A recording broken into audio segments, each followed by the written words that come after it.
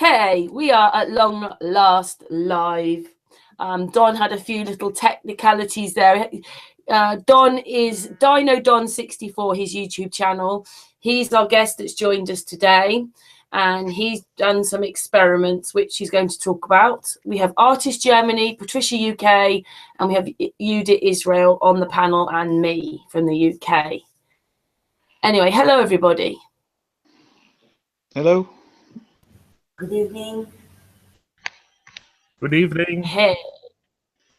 I got in touch with you because Artist has been doing quite a lot of presentations, and Stan Meyers was this person that came up. Artist, do you want to explain a little bit about Stan Meyers? Well, as far as I know is that Stan Meyers built a car that could run on water.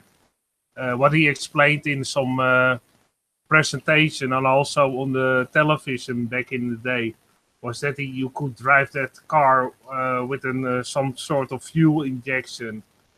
I don't know the details, of course, because I'm not an engineer, but what it basically he could with a small change in an engine of a car, some small changes, you could basically drive a car on a water fuel cell, and you could basically therefore drive a car on rainwater, even seawater. So you could drive a car on free liquid. That's basically the story. And the rest of the story is just before he had already those patents, and those patents are now public domain because the patent is expired, as far as I know. And he was what some people say, and what his brother was stating, if I'm correct. That's the things I wrote from the internet. So you can't really trust, of course, everything you read on the internet. But he was basically eating in a restaurant and was doing, had some context, some investors from Belgium. And he was probably poisoned because he ran outside, and then shortly thereafter he died. So a lot of reports stated that he was killed of food poisoning. That's the stories I read about him. And if you just real short, for just the people to show you that he has a patent, I will show just real quickly in the Hangout. You can probably see this. This is basically the patent of Stan Meyers, is a water fuel cell, and how it all looks. And that is my introduction. So Don, you can go ahead and tell what you are investigating on. Okay, I first got into Stan Meyers' research a little farther yet. Back in the day when I was working at my local airport as a mechanic, I used to take trips out to Oshkosh, Wisconsin for the annual Experimental Aircraft Association's convention. And it usually comes on in like the end of July, beginning of August. While I was out there, I was always researching alternative automotive engines for aircraft use. And gentleman from Alaska, he flew in with a bush plane with a Mazda rotary car engine in it. And while I was looking at it, a couple guys come over and asked him if he'd like to speak at a forum that they had later in the day so he could talk about his plane. He's like, sure. So I go to these forums every year and listen to the people speak. His name was Rick Schneider. If you've researched any of Stan's work, his name comes up. So anyway, so I listened to the forum. He talks about his plane, and when he gets finished, he goes, I got something else to show you. And he throws this VCR tape in, the old little TV VCR combo at the day. This is like 1990, 91. And here he had a video of Stan Meyers' buggy running, and he was talking about it running on water. And he said he was working with an outfit in Columbus, Ohio, but he didn't say who. He didn't mention Stan's name. But I did remember the buggy.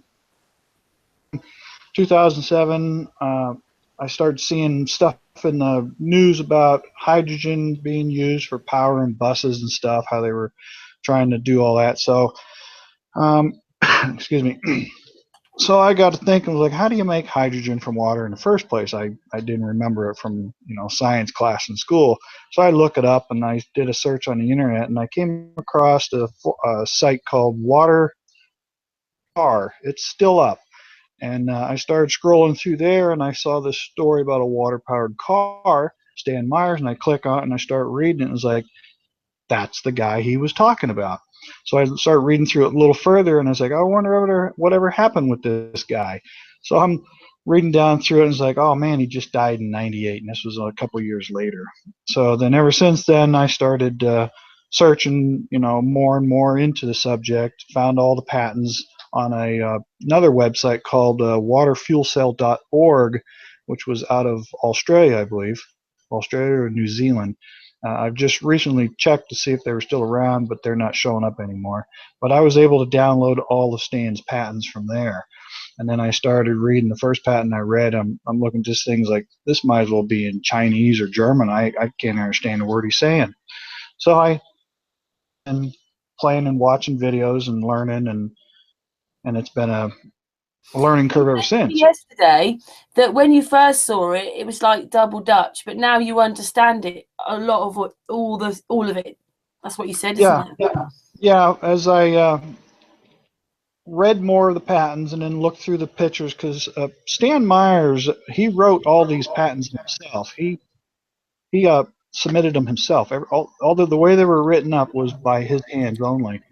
But I didn't understand the stuff he was talking about, and then the more I read, the more I researched, then it finally started coming together exactly what he was doing. So then guy in waterfuelcell.org was selling videos of Stan Meyers, what do you want to call them? When he would go out and try to raise money, he'd have these lectures, a couple-hour lectures, and he would explain his process from start to finish. So I bought these guy and watched them, and then it's just a matter of more and more research until I finally started seeing what he was doing, and it just makes sense of what he was doing. Just before you go any further, I hear a big echo at the moment. So when you're talking, it was me, Artis. I'm really sorry. Okay. My live feed started playing just for a second. It was just slightly. No, it's gone now. It was me. Sorry. Carry on. Okay, carry on, Don. Sure. So the more I watched these videos, I kept watching them over and over to understand what he was doing. And then I finally caught on to what he was trying to say. And what he did is he sat down and he looked at the water molecule. And he studied it, and he tried to figure out what exactly it was that was holding the bonds together. And it's where he refers to the covalent bonds of the hydrogen and oxygen molecules. He got to looking at it, and if you're familiar with electrolysis, normal Faraday electrolysis, it requires a DC voltage of between 1.2 and 1.5 volts. Efficiency. If you raise the voltage any higher than that, the voltage will generate more gas, but as a byproduct, it generates heat, and then the cell can get so hot to the point where it starts making water vapor steam, and then turn the efficiency way back even farther. So he's looking at it, trying to figure out a way to break the bonds of the water without this heat byproduct. And that's where he came across the idea of using voltage to perform the work instead of amperage. If he could find a way to restrict the amps flowing into the water and attenuate the voltage, then he thinks that the voltage can perform work, just like on a TV set, the old CRT, the cathode ray tube television sets of the day gone by. They use a high voltage transformer on the back end, and it fires electrons at the back of the screen. And there's no current involved, it's just real high voltage. So voltage performs work. What was the other example he liked to use? Slips in my mind. It slips in my mind right now. But anyway, he says voltage can perform work. So if he can restrict the current, reduce the voltage, at some point the voltage will create what happens with the high voltage or any voltage is the water molecule is a bipolar element, meaning it has a positive and a negative molecule, and it's balanced, it's equal. So what you have is a neutral net balance of electrical charge. There's no great positive charge, no great negative charge. The oxygen molecules have a positive charge, and the hydrogen, or negative charge, and the hydrogen has a positive charge. So by putting 2 electrodes in a bath of water and apply a DC voltage to it, the hydrogen molecule, which is a positive charge, is attracted to the negative plate, and the oxygen molecule is attracted to the positive plate, being that it's a negative. And at the same time, you have the attraction repelling forces going on. So when the hydrogen is attracted to one plate, it is being repelled by the opposite polarity. So you have a pulling and pushing force at the same time.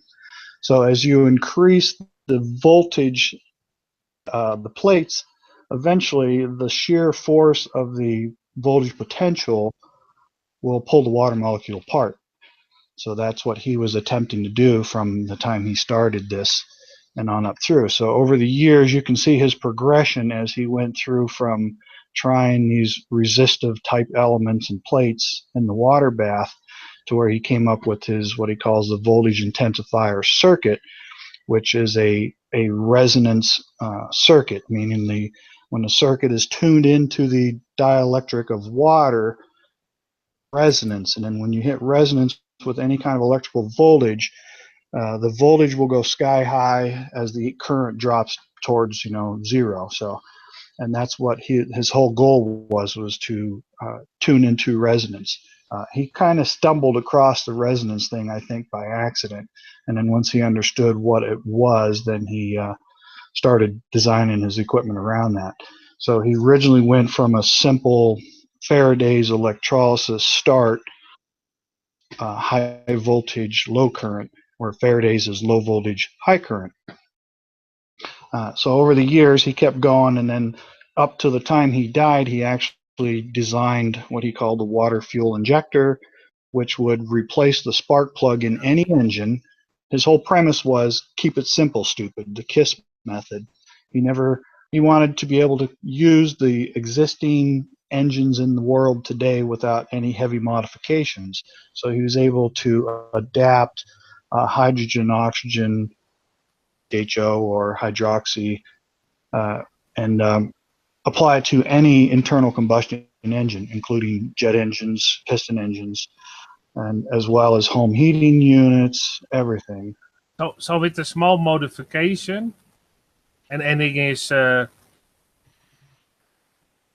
changing the spark plug basically with this is an invention that later on invention. You basically could change a car engine very simple into a hydrogen run engine. Yes. The latest version that he never got to finish was essentially a modern day fuel injection circuit, but all he had to do was spark plugs out, screw in this injector, which was the water fuel cell in itself. It had a water tap going to it and a high voltage connection going to it. It would separate the gas, the water, right there at the cylinder, inject it into the cylinder, and then it was also a spark plug as well, and it would ignite it at the proper timing. And then this would all go back to basically a modern day version of a car's computer that he would program for each individual application. So it was a turnkey system. And he also had exhaust gas recirculation in there, just like modern day cars have now. So he was basically just reinventing the wheel action. But it was going to be as simple as that. And he was talking about, $1,500, you could lease this and have it installed in your car. And he was setting up what he called garages. People could buy into his business by getting a dealership, like any Chevy, Ford dealership, and then dealership and have you install these conversion kits on their car for them. So you'd make the money installing these kits as a lease. He wouldn't sell them; he'd only lease them. But then that's where he was at when he was making the deal with these two investors. They'd supposedly just, when they were out celebrating, and Stan was drinking some cranberry juice and runs outside and starts throwing up and claims he'd been poisoned, and he died there in the parking lot. And the autopsy report said it was from a brain aneurysm, but there was some footnotes on the autopsy report. It was unusual circumstances in which this happened. So that's the main story of what happened. Yeah. Don, and just before you How go sad's that then? How sad's that? Yeah. Yeah, he started this whole endeavor back in the mid '70s, back when the oil embargo was hitting the United States, and he thought that no world should have a stranglehold on America like that. So he set out to come up with an alternative energy, and he first started with solar. He actually made a solar tower in someone's backyard, and not quite sure what he was looking to do with the solar, but he was making all these little light guides to focus the sun into a specific spot. And this was a big tower. This thing was like 15 foot in diameter, 20, 30 feet high or something. He built it in a neighbor's yard, and then he went off of that and he jumped onto the hydrogen. I think he was possibly looking to use solar power to create the electricity, to do the electrolysis of the water to where he could use the hydrogen to burn and use as a fuel source. So he wanted to use something that is readily available to everybody, that doesn't cost anything, and sun and water. Yeah, indeed. And it was great that you could basically run your car for free on rainwater. Right. I just want to show you. Just want to show you this clip for my channel. And then you can see that how small of a device he actually had to change those spark plugs. That you can get a grasp of how it looks, basically. Just to show you a small portion of the video. Here you can see that engine. This is from a clip, and this is basically... Yeah, that's the water fuel injector. Yeah, this is indeed the water fuel injector, and then you can change it around in the car. Yeah, that whole injector is made out of stainless steel. I've got the drawings. Like he's giving it a tune-up, like he's changing the spark plugs. Was that what he was doing? It replaces the spark plug. Oh, really? The stock spark plug out and you screw that in. That is your fuel injector and spark plug all built into one. Was it working on the 07 Impala? That Joe's joined. Joe, Don Joe, by the way. Just that's you talking to.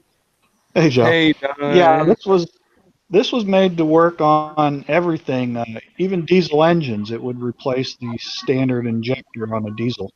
Really? Aircraft engines too. Yeah, he was looking at installing them on jet aircraft, home heating. There was going to be separate departments, one for the aviation industry, which was Rick Snyder, and then there was going to be a home heating unit system, and then there was going to be the automotive system. I bet you the cost of the R to get one. They look expensive. Anything that burned any kind of petroleum fuel, he was looking at supplying. Yeah, I'm saying it looks expensive. I bet you had to pay all type of money to get that. I mean, like spark plugs are expensive. Yeah, for the car conversions, he was talking $1,500. God, that's a whole new car, man. This like about 6 car payments, depending on the type of car you get. And if it had taken off, it wouldn't have been that expensive now. Yeah, that was numbers from the 90s, roughly. Yeah. And also, you have to bear in mind, if you change your car, after that you can drive your car for free on rainwater. Right. Yeah. And you will get your money back in maybe even a year, because you can drive your car for free on rainwater. So it's an investment, but after that you can drive your car for free. Yeah, you could use rainwater, well water, tap water, lake water, creek water, city water, even ocean salt water would work, but it would require more because when the process when you're doing the electrolysis, only the gases come out. So anything that's in impurities that are in the water will eventually end up staying in the cell and creating, sludge and stuff. But he designed an electrostatic filter, where the system would flush through this filter, and he uses to pull the impurities out of the water. It's an electrostatic filter. And he had a thing that would heat the water up in cold weather, winter times, to keep it from freezing in the winter. He had a special unit designed to go right in the fuel tank. He had, and because hydrogen burns so fast, and this hydrogen-oxygen mix is so volatile, just a small coffee cup full of that stuff, if you light it with a match, explodes instantaneously and will blow your eardrums out. It's so volatile. And he even designed meant to slow down the burn rate of the hydrogen by reintroducing burnt exhaust gases, what he would call non-combustible gases. He would mix it back in with that, and he could literally slow the burn rate down to smoldering leaves if he wanted to. How much exhaust gas recirculation was put back into it. But you could adjust the power output of the system for any vehicle, any size engine, through the computer programming.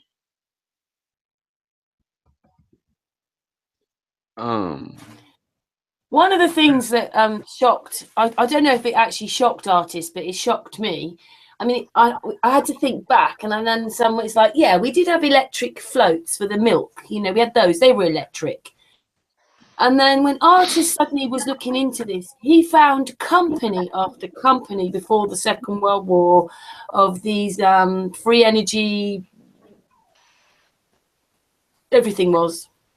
We were really geared up that way. Well, I can give an example, basically, if you want to. Here you have an old newspaper article, so I have proof. That's always handy, of course, to have proof.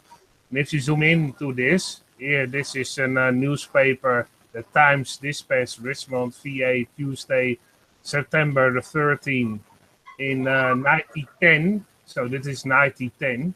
So that is 108 years ago. And then there was another world record for Baker Electric's 201.6 mile on one single charge for an electric car run on an Edison battery. Yeah. So the fairy tale that you that. can't. No, the fairy tale that you can't drive very far with an electric car. They tell you, well, maybe 100 miles, maybe. Well, even back in the day, and you have to imagine, this car was heavy as shit. Probably twice the weight of a normal car today. And they already could drive this far. Wow. And even back in the day, in 1920, you even had an hybrid car. Hybrid cars were already there in the 1920s. That would run on electric and also a gasoline. So do you know what the first internal combustion engine ran on when it was made? Tell us. Hydrogen. Okay.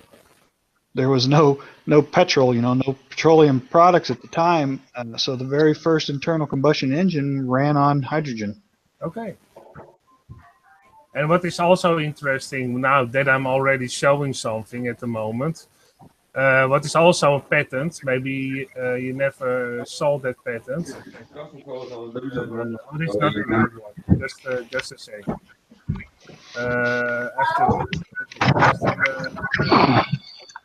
Just a moment, I have to change. I have another one. This is basically, I don't know if you ever saw this one. Just after this, you can go further with your talk, of course.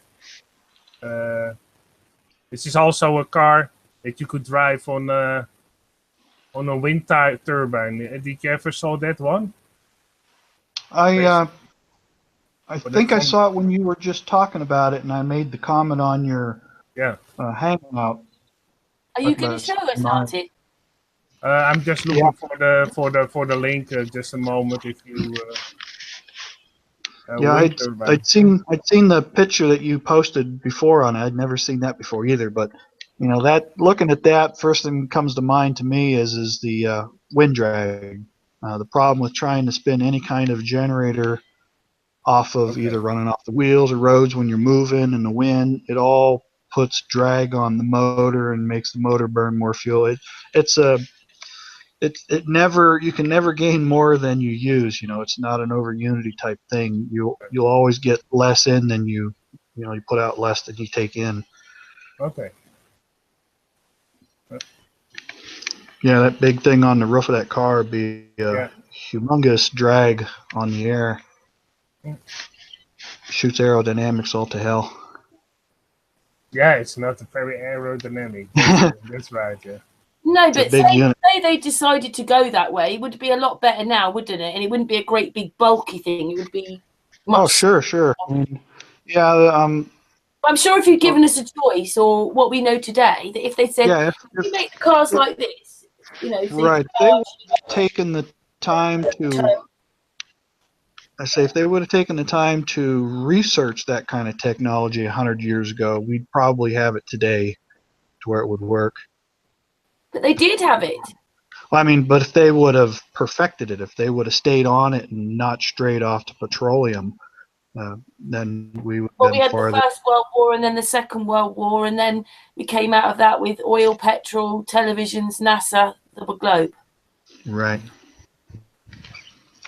But yeah, if they would have stayed on that track when they started like that in the day, then we'd probably all be driving electric cars today. I think we would. Also in the 90s, you had that AV car that they on purposely made sure that it did not succeed.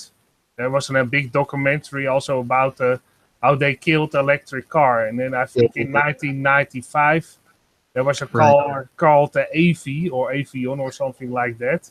And it was from General Motors. And also a lot of Mel Gibson was driving that car, and some other well-known actors were driving that car, and it worked perfectly. But they also Jack Nicholson, wasn't it?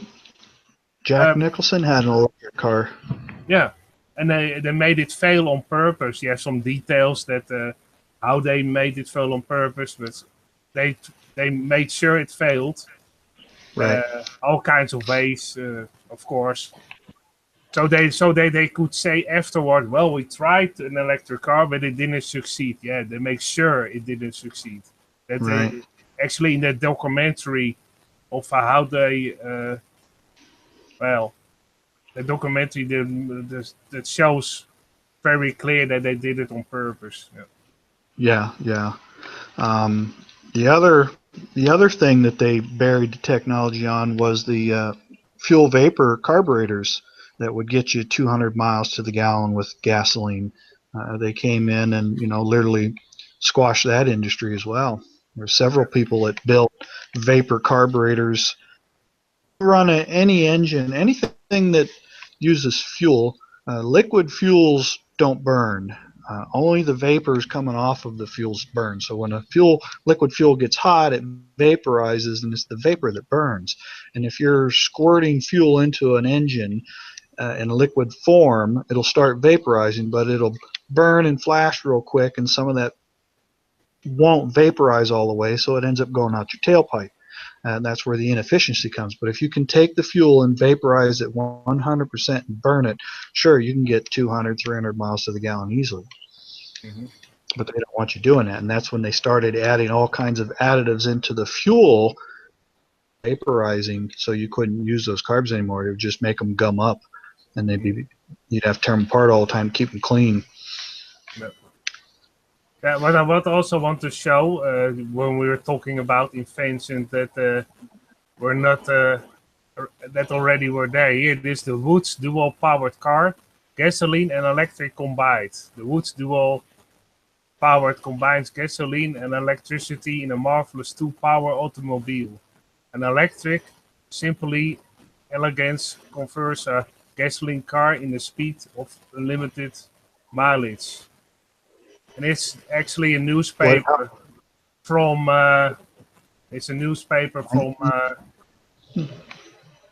Sunday, March 32nd, 1917. So in the 1970s, they already had a hybrid car that run on gasoline and electric combined. Have you ever seen the wood fuel cars where they burn wood and use the soot from the wood as a fuel to run on. You ever seen that? No, I've never seen it. I've heard about it, but I've never seen it. Yeah, I've looked at it briefly, but yeah, they're basically just burning the carbon that's coming off of the flame from the wood. Okay. So they had all kinds of ideas back in those days, and nowadays they just squash anybody that tries anything. Yeah, indeed. They don't want us to get away from petroleum. Yeah, that's very clear. You can also talk about your what you are inventing yourself now, if you like to. My experiments, Yeah, your experiments. Yeah. this work, if you know anything or don't know anything about what Stan Meyers had done, his original, if you've seen his multi-tube cell in the clear plastic plexiglass container, where he's electric motor spinning an alternator, and then he adjusts the controls on this black box, and he gets all this hydrogen gas pouring out the top. That was his demonstration cells to convince the patent office to prove what he said he was doing. Okay, well that is what was. People think that was a resonance system, but it's not a resonance system. It was strictly an amp circuit. He was restricting the current and allowing more voltage to go to the cell and pull make the water molecule fall apart. But it was a combination of electricity with a lower current to produce better. And he was running this at kind of a set frequency, because the alternator spinning at a constant speed will generate a specific frequency. It's like 120 hertz. But he was able to make quite a bit of gas with that, and that's what he originally ran to run on. As you see the video, he's in his driveway, and he's got the cell sitting there on the ground plugged into the wall power running, and then the gas was going into the buggy, and he's standing there watching his watch. His wife's standing there, and I think Charlie Holbrook is with him. So that's the first time he ever got the engine running on hydrogen. And he's down there sniffing the exhaust because there's no smell. It's pure water vapor output. Well, that's his first cell, and then he went into a second cell where he used two plates, plexiglass cylinder. They were like 3 inches wide, about 12 inches high. And then he started experimenting with gaps spacing between the plates. What distance gave you the most efficiency? And then that was also an amp restricting circuit. But then at some point from there on, as he kept trying to restrict amps more and more, the more you can restrict the amps, the more the voltage will attenuate towards infinity, as he says. The goal is to get as high a voltage across that water as you can. And with water is it's highly conductive in its natural state. So if you stick 2 electrodes in the water and try to put 1,000 volts to it, it will just dead short, and it'll just suck all the voltage out of it. So he had to design electronic circuits, the current from flowing, but allow the voltage to attenuate to high levels. So as he went through, he came across what he calls the resonance circuit, where it was you taking DC is a straight current. There's you got 12 volts car battery. It's just a straight line voltage if you check it on the oscilloscope. AC power that goes to your house, like over there in Europe, you guys run 50 hertz. That's 50 cycles per second that it switches between positive and negative. And over here in the States, we have 60 hertz. AC can't be used for electrolysis. It doesn't work. All it will do is flip the water molecule back and forth and make heat and steam and hot water. So to restrict current, he found out that he needs to turn on and off the voltage supply. And by cycling the power on and off, it doesn't give the current enough time to flow, but voltage will flow through very quickly, but current will lag 90 degrees. So if you turn it on and turn it off at the right time, you can kind of restrict it. So that works for a little ways. And then eventually came up with what he would call the VIC, the voltage intensifier circuit, which consisted of a primary winding and 2 choke coils. And then he had a diode in there, which he called a blocking diode. And then he had your water cell, what he called the water fuel cell, which is the 2 metal plates or tubes in there power. And then by tuning into the resonant frequency of this circuit, you have all the windings, the coils, little windings of copper wire on this, either a ferrite core, iron core, or magnetic core. It's simply just a transformer with 4 separate windings, primary, secondary, positive, negative choke coils is what he calls them. The windings and coils are what are known as inductors. And then the water fuel cell is a capacitor. Plates with a dielectric medium in between them forms a capacitor. And then in this case, the water is the dielectric medium source, like paper or plastic. So the plates will take on a charge like a capacitor. A capacitor is like a battery, but it charges extremely fast and it discharges extremely fast. It won't hold a long charge like a lead acid battery does. So he called it a voltage intensifier circuit, and then it was pulsed at a frequency. You had a frequency generator that would generally work in the range of a couple hundred hertz to 10 to 20,000 hertz. So it was frequency by today's standards. We're in the gigahertz now with frequencies, but it's very low and it's cheap and easy to build. So with that circuit, inductor and a capacitor in an electric circuit, you are forming what is called an LC circuit, which is an inductive capacitance circuit. And what happens is when you hit the cell with a charge of the primary coil and you turn it on, it charges the primary coil, and then the pulse stops. It transfers the pulse to the secondary coil, and then the secondary coil also transmits.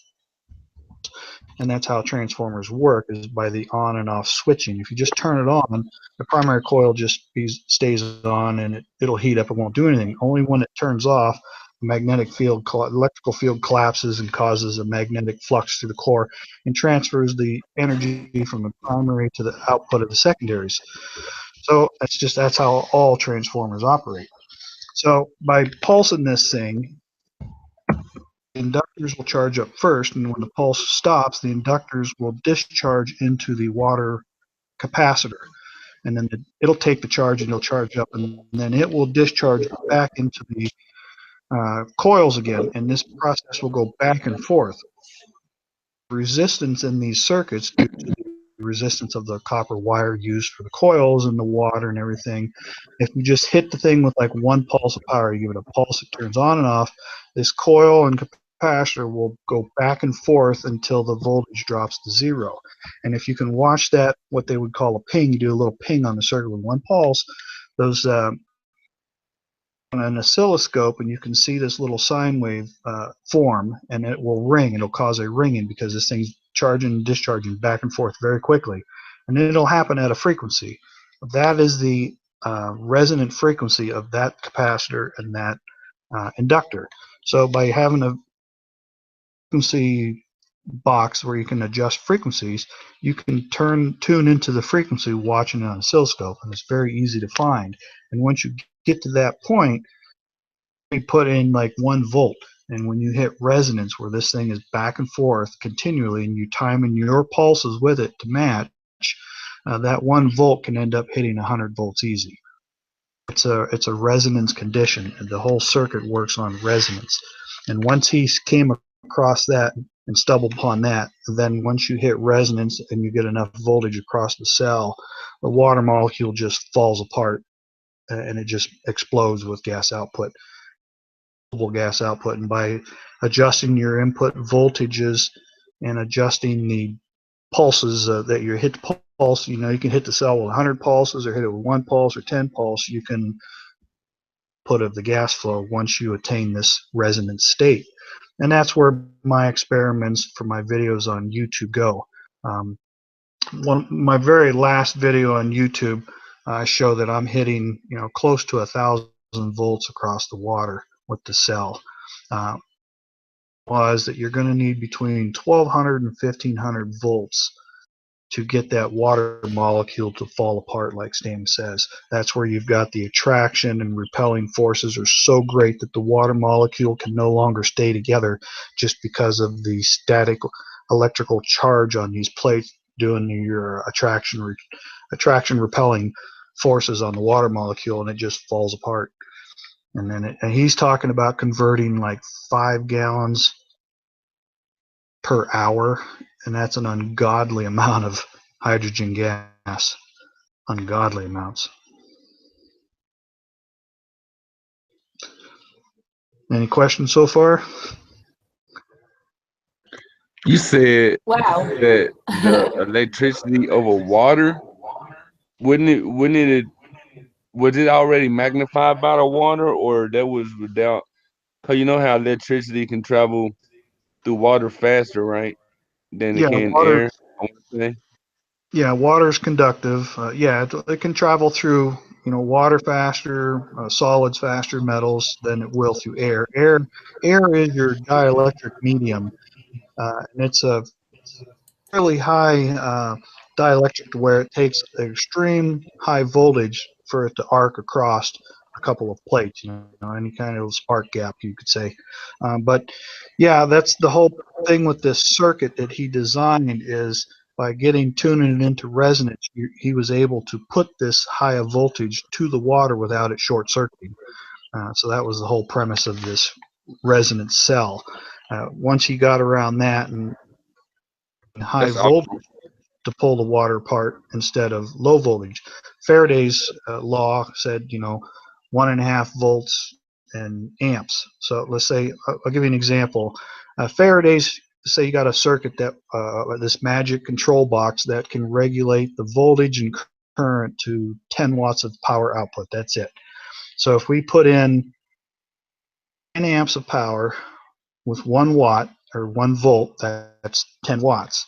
Okay, so if we flip that formula around and we put in 1 amp or 10 volts, 1 amp is 10 watts, or 1 volt at 10 amps is 10 watts.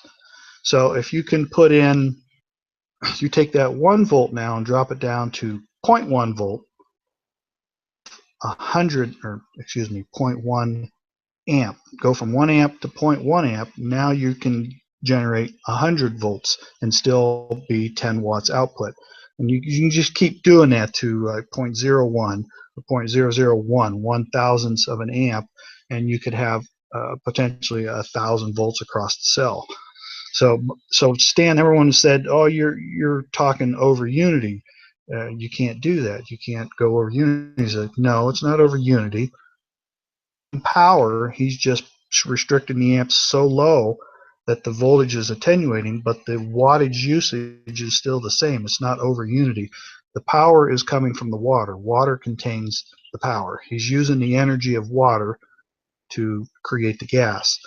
It's not over unity, because once the water is all used up, the process stops and it's done. So you are consuming water as the So it's not over unity. Over unity, you burn the water, recollect it, burn water, recollect it, and you keep that cycle going. That would be over unity, or you get out more than you put in. In this case, that's not happening. It still falls under the laws of thermodynamics. So I have a question. Like someone, Angel Raven in 444 in the chat, kind of made an interesting point. She says, electric cars are a scam. They have to be plugged in. Cars have alternators or self-charging systems. Why don't they do the same for electrics? I guess for electric cars. I know what So she's saying. She's saying, electric cars well, don't have alternators, or do they have some type of yeah, yeah, alternating thing for the electric current, or yeah. I know where she's going with this. She's saying, why can't you have an electric motor that, when it's running, turn a generator that would in turn turn back around, supply power back to the electric motor, and keep it going?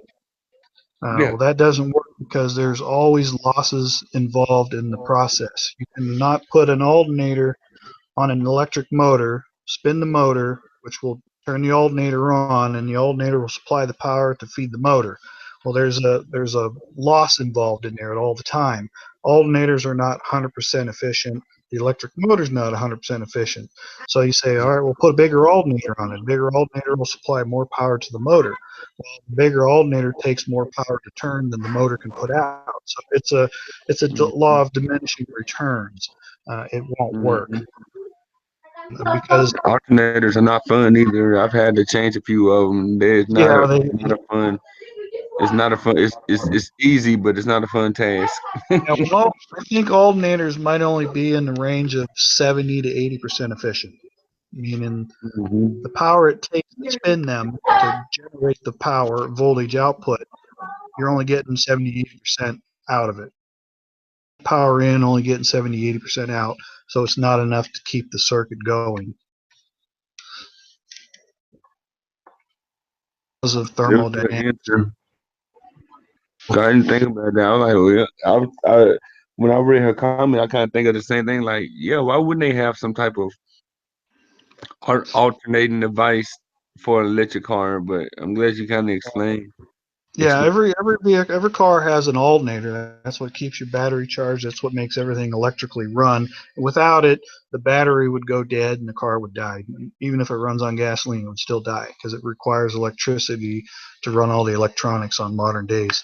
Now, if you had a like an old time um, magneto on the engine, the magnetos are self-contained. They generate their own electricity. That's how airplane engines, piston engines work. They use the electrical system, the engine won't stop running. It'll keep running because it's not relying on electrical power from an alternator.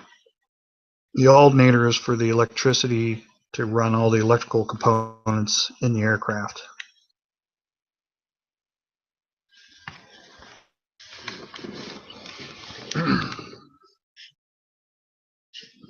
So I couldn't get back quick enough.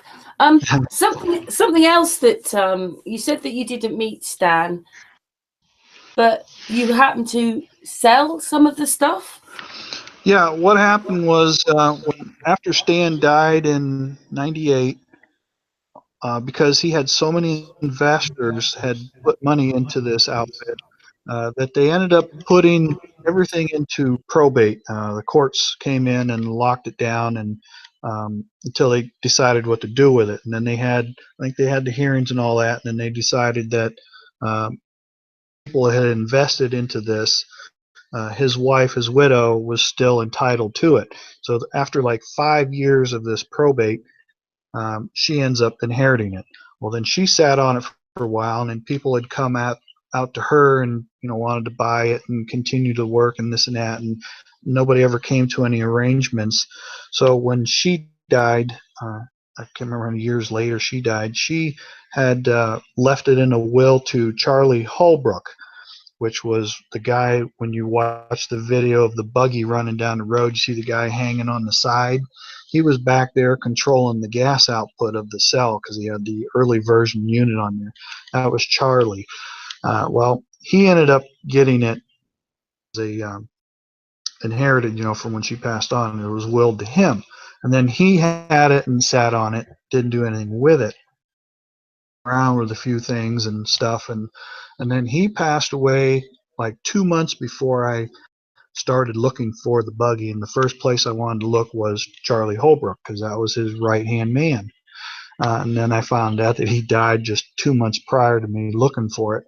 But I ended up finding Charlie's son, David, and so I called up and says, "Yeah, I'm just curious. I'm trying to find this buggy of Stan Meyers." So he's like, "Well, who are you? Interested in buying it?" And see if I could find it. He says, "Well, I have it." I was like, "Really?" And I was like, "Can I come see it?" And he didn't know who I was, and he's like, "I don't know." He says, "I'm." And then I found out he was trying to sell it. So he's the family, the remaining him and his brother and his sisters were trying to find someone to buy this thing and continue the work. And he wanted, a piece of the pie if they ever did get something done. They wanted, what do you call it? They wanted a little bit of whatever they made from it. So as I kept calling and talking to him, got to be friends with him, and I explained to him, what some of this stuff did because he had no idea how it worked. He was a bricklayer by trade, so he had no clue. But he says, "I remember when I was young helping Stan make all these little light guides with all these chemicals, like epoxy and stuff." He goes, "I thought I was going to get cancer from that stuff we were playing with," but he helped Stan when he was real young. So David and them decided to sell it, get rid of it. So he had the word out, but I'd never heard about it. I'm sure you're familiar with the Orion project with Stephen Greer. Put a bid in on it to buy it. Came out to look at it 2 different times, and as I got to become friends with Dave, he let me come down and then he let me see the buggy. Brought another friend with me that was helping me look for him at the time. So we got to see all the stuff that was left after he died. And then seeing what he had, there was a lot of stuff that was missing somewhere along the lines. It got picked up, taken, or who knows what. But the more I talked with Dave, the more he got to trust me. And then he actually started to let me bring some of these units home to test them and see if they're working correctly. Well, the one that everyone's familiar with all the single little tube sets in there and the tall cell with the alternator and the black box, I brought that home, and when I was looking at it, when they turned it on down there to show me how it worked, I was like, that don't look right, don't sound right. Alternator. And then what had happened was Charlie, his dad, was playing with it, showing somebody, and he turned the power up too high and he burned out the alternator. So they took the alternator off and took it to a repair shop, and they just gave him a stock alternator back and they put it back on the system. So now you're back to normal Faraday's electrolysis. That alternator was a specially wound and crafted piece that Stan made. So original alternator. It was a custom made one. Yeah, he custom wound that himself with internal choke coils and primary, secondary choke coils. It had special diode arrangements in there. I've pretty much gotten it figured out how it was wired now. Multiple windings in there. It was a very specific special alternator that was designed to do one thing, and it got burned up and lost. He should have never gotten rid of it, but he thought it was just regular alternator, but it wasn't. Oh, that's too bad. Yeah, that system no longer performed like it used to.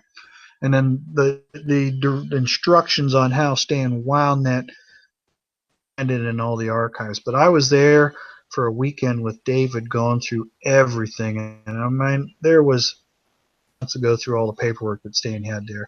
And then he had like 7 different Apple computers with data in them. And they all were linked together like a network. And they were trying to get them on and password protected and get all the files, but he just had so much paperwork. He had stuff in there on Tesla and all the other around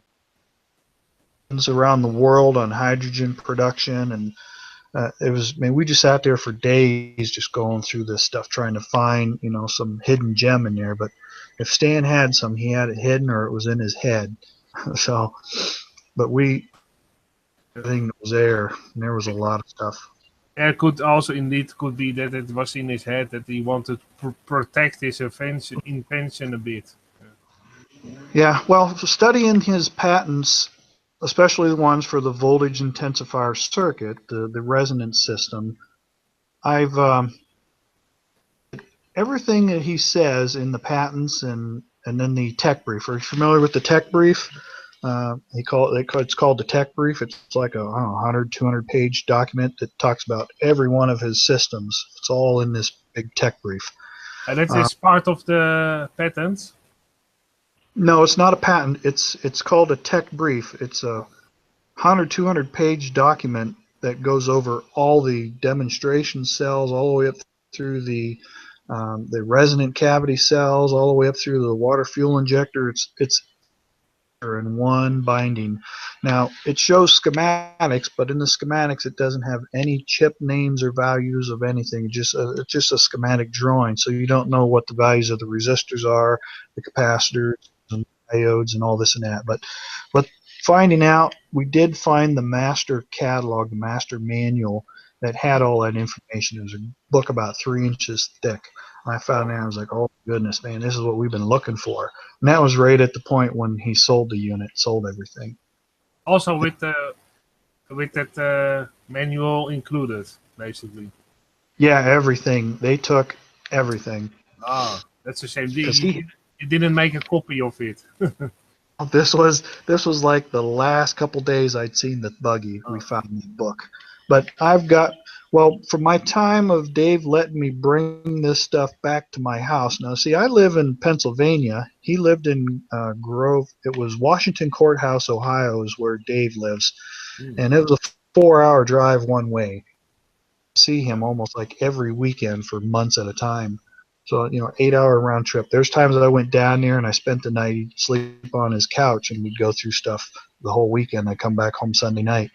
But he started letting me bring these units home, and that's where I took all the pictures of everything. I took stuff apart. I took all the circuit boards out. I took front and back of every single board, every single wire, I pulled the cells apart, took the tubes off the outside cover, and took pictures of the demonstration cells, measured everything, documented everything I could, even the resonant cavities. You actually know who it was sold to or not? He had no idea how it worked. He was, like I said, it was sold to the whole thing was sold, but do you actually know who? You don't have to say the name, of course, who he sold it to. Yeah, it's out there. It went to a company called Quad City Innovations in Detroit, Michigan. Oh. And the last I heard was they moved it to Canada. Not. But as of 2000 and had to be maybe 12, I went to a conference of this Iron D Max Miller had a conference down there he lives out there in close to Grove City, Ohio, and he did a conference, and I went there, and I see this guy that showed up at the conference, and I'm looking at him, I was like, I know him from somewhere. So at the end of the day, I go over and talk to him. I recognize you from somewhere. Where is it? He goes, yeah, I'm from QCI. You met us up in Detroit. I said, oh, yeah, because he never said a word the whole time he was there. And he's telling me, he says, we haven't figured it out yet. Who's coming? I come here to see if anybody might know something that can help us. He goes, he doesn't know how it works yet. And they'd had it for a few years at that point. But that was the last I known that they had it, and that was, years ago. So where it's at now, I just went on to that water-powered car site after talking with Karen, and they said someone's stating that it's in Canada now. Okay. I haven't seen anything on it since. So, Don, you've talked a lot about Stan and things. So what did you do then? Because obviously you tried this experiment yourself, didn't you? Oh yeah, everyone's trying to replicate it. Well, where I was getting at about bringing the stuff home and studying it and following it and looking at what Stan says in all his videos and the patents, I come to realize that everything he said was true. It was accurate. Everything he said that it would do, that how it worked, was exactly what he was doing when he did it. So it kind of leads you to believe that somehow this does work. I'd never got it to work the way he said. I've never talked to anybody that's knew Stan at the time when he was alive that met him. I've met a few guys that were around when he was alive, but they had never seen this voltage intensifier circuit actually working. There was a claim that they had the fuel injector, the last unit.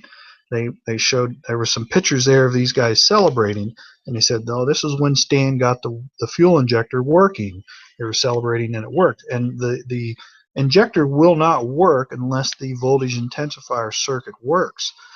That's the key to everything. And this is just a drop in the bucket of the technology that he had going forward. Not only was he going to produce the hydrogen gas to run, when you pull a water molecule apart, the hydrogen is linked to the oxygen molecules by 2 electrons. And when you pull the water molecule apart, those 2 electrons get liberated into the water bath. So you have electrons floating in there, which is electricity. And he designed a circuit that when the pulses were on, creating gas, and then the pulses stopped, another circuit was kicking on and it was pulling those electrons out. So not only was he making gas, he was also producing electricity. And then that electricity could be turned right back around and run to the pulsing circuit to keep the circuit running, to where once he started producing gas, he could disconnect the power from the battery source that was running it, and the system would run on its own, self-contained, until it ran out of water. As he was going even farther with it, he could take that electricity out, and then he would take the water, hydrogen, oxygen molecules, and he was taking it down into the almost a nuclear reaction. He was hitting it with like over 20,000 volts, where he's starting to ionize the gases, and now he's atomic energy out of this thing, to where he would say that a gallon of water could take a 1,000 car train around the world, 100 times or something. It was 1 gallon on 1 gallon of water, because he was taking it all the way down to the atomic level. So, but none of that is possible unless you can get that high voltage intensifying circuit to function properly. Without that, you couldn't do it. And then he also had a system, if you looked into it, it was called a copper rings tubing, that he had a magnetized gas inside of it. It was like an argon gas, or something argon with some metal particles in it, to where it was making a lattice chain of gas metal particles, and he would circulate this thing through this tubing. It's closed like a coil of copper tubing, like 3-4 coils of copper half-inch tubing, and it would come back, and the ends would link them together, and they'd hook it up to a little pump that would circulate the gas. And as this gas would flow through, the outside of the copper tubes were wrapped with wire, electrical wire, and as the particles flow through the tubing and through these coils of wires, they would generate electricity. So it was a really efficient electrical generator running on just a couple volts of power. It was a closed loop system. He just kept designing system after system. He never stopped designing. It seemed like he never finished one project before he'd start another.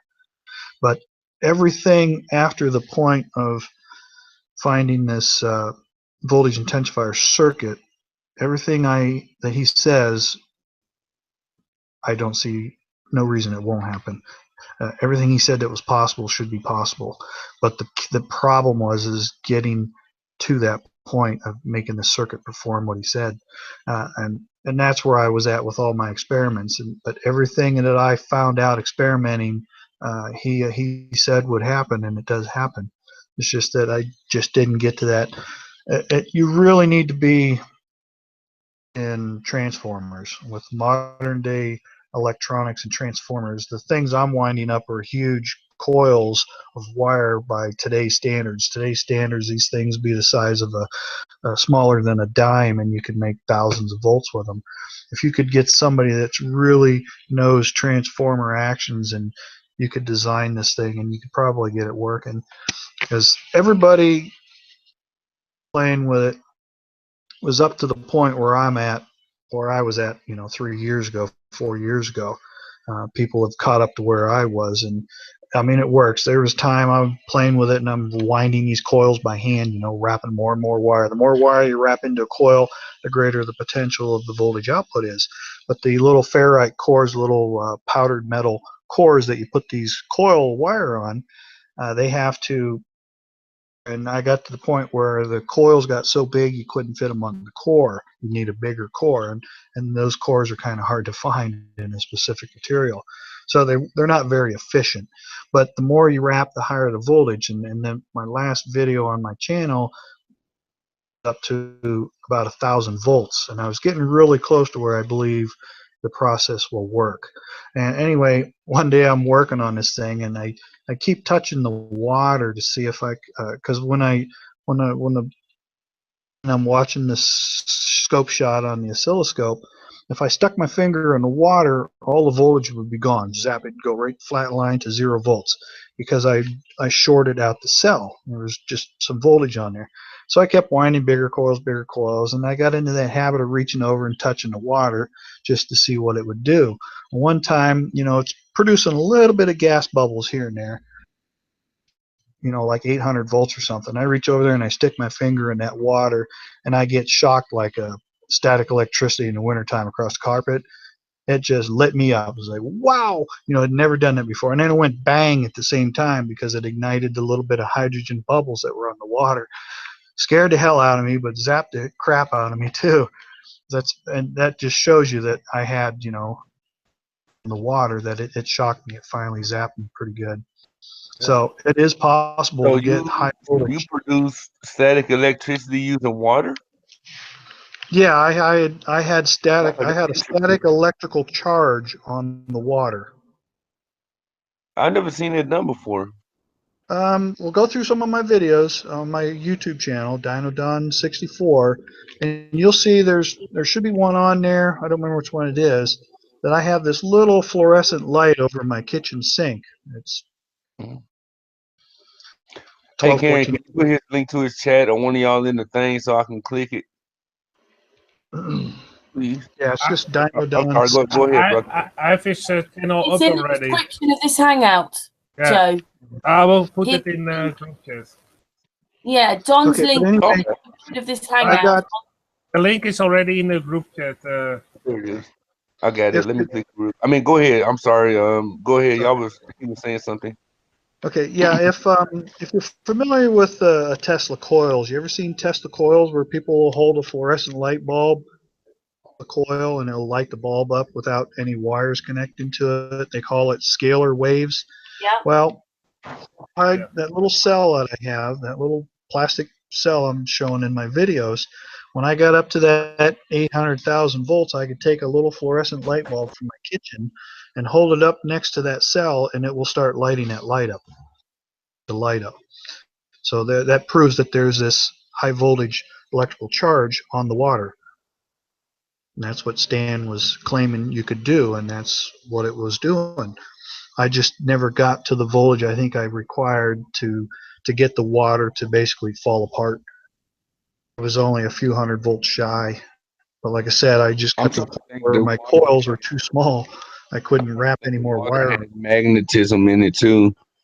Like, yeah, you can that's amazing because I had water and drag the magnet across the water. Yeah, right. Yeah, it's the same thing. It's electrostatic charge. And that's all it is just a static charge on the water. And it's amazing that you can put that kind of voltage to the water without it, you know, shorting out and blowing a circuit breaker fuse. But it was there. It shocked me, and I could light up a fluorescent light bulb with it without even touching it. And then if you touch the bulb to the water, then it would light up almost fully light like you turn it on the wall. And I'm only running, you know, 40, 50 milliamps at 800,000 volts. Yeah. Something else you use, the word dielectric, and that just seems to be a word that they don't like talking about very much. Yeah, true. I never understood it. A dielectric is anything is a dielectric. For anything that will not conduct electricity, electricity won't flow through it. It'll block electricity from flowing. You know, like a piece of plastic, cellophane, piece of paper. A paper is dielectric. It will not conduct electricity. So if you have two electrical plates, piece of paper, you now have a capacitor, and those metallic plates, if you put a voltage across them, they'll maintain a charge up to a point. If you increase the voltage, it'll finally arc and short between the plates through the dielectric, which would be the paper, the plastic. Mylar is a really good dielectric material. Water is dielectric. Air is a dielectric. Like I'd seen a class in high school. The electrician's asking me, says, "No, why does that your power outlet on the wall? Why does that electricity not jump out and hit you? What's stopping it from doing that?" Because air is a dielectric. It's not conductive to electrical flow of current.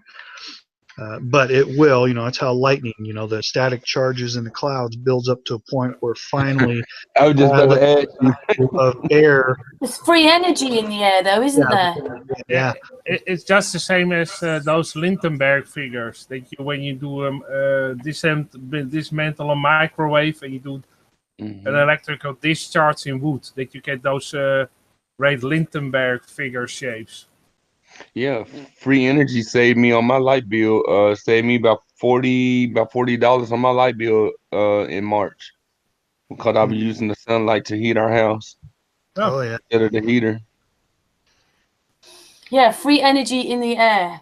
We breathe it in. Well, like I was telling you yesterday, Karen, we live on the plane we live on is all based on an electrical environment. It's dielectric. The whole everything in this universe, in our world here, is based on electrical charge. yeah. Our I like to bodies. call it frequency. Electrical charge and resonance. It boils Yeah, down to resonance. And that's why I was just telling Karen yesterday that our bodies are all electrical impulses from our brain to everything in our body is run on electricity. Yep. Indeed. The air is all electrical. The ground is the earth is the ground plane, and the sky is yeah, the that's the stuff right there. Like the ground is the negative and the air is the positive, right? right, right. That's what they say. If you've seen that, was it Dan Dimensions video where he shows he has a little Tesla coil and he's got the little test tubes filled with argon gas and he holds it up to the glows blue, sky blue. That's a really good video if you haven't seen that. I got something. Let me see. Let me see if I can bring my picture up. Yeah, he's saying that the sun is the electrical field that's energizing the neon argon molecules in the atmosphere, and that's what gives us the blue sky, gives us light. It's all electrical based. That makes sense. Have any of you seen that video by Dan Dimensions on YouTube? No. Look it up. It's the guy's name is Dan Dimensions, Demin, Okay. Tion, something like it. I've Dimensions, watched some Dan of his Dimensions. stuff. Really, really good video. It starts off with a little Lego guy holding something in his hand. He says, "We're gonna have to science the shit out of this." Is how it starts. It's like the Batman Lego, and he goes into all this theory of his, and it makes all the sense in the world. It's amazing the color that argon glows to when it's by an electric field. It's a perfect sky blue.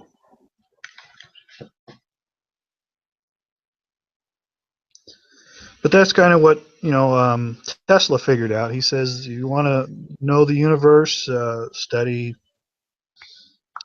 resonance, and what was the other thing? But it's just voltage and resonance,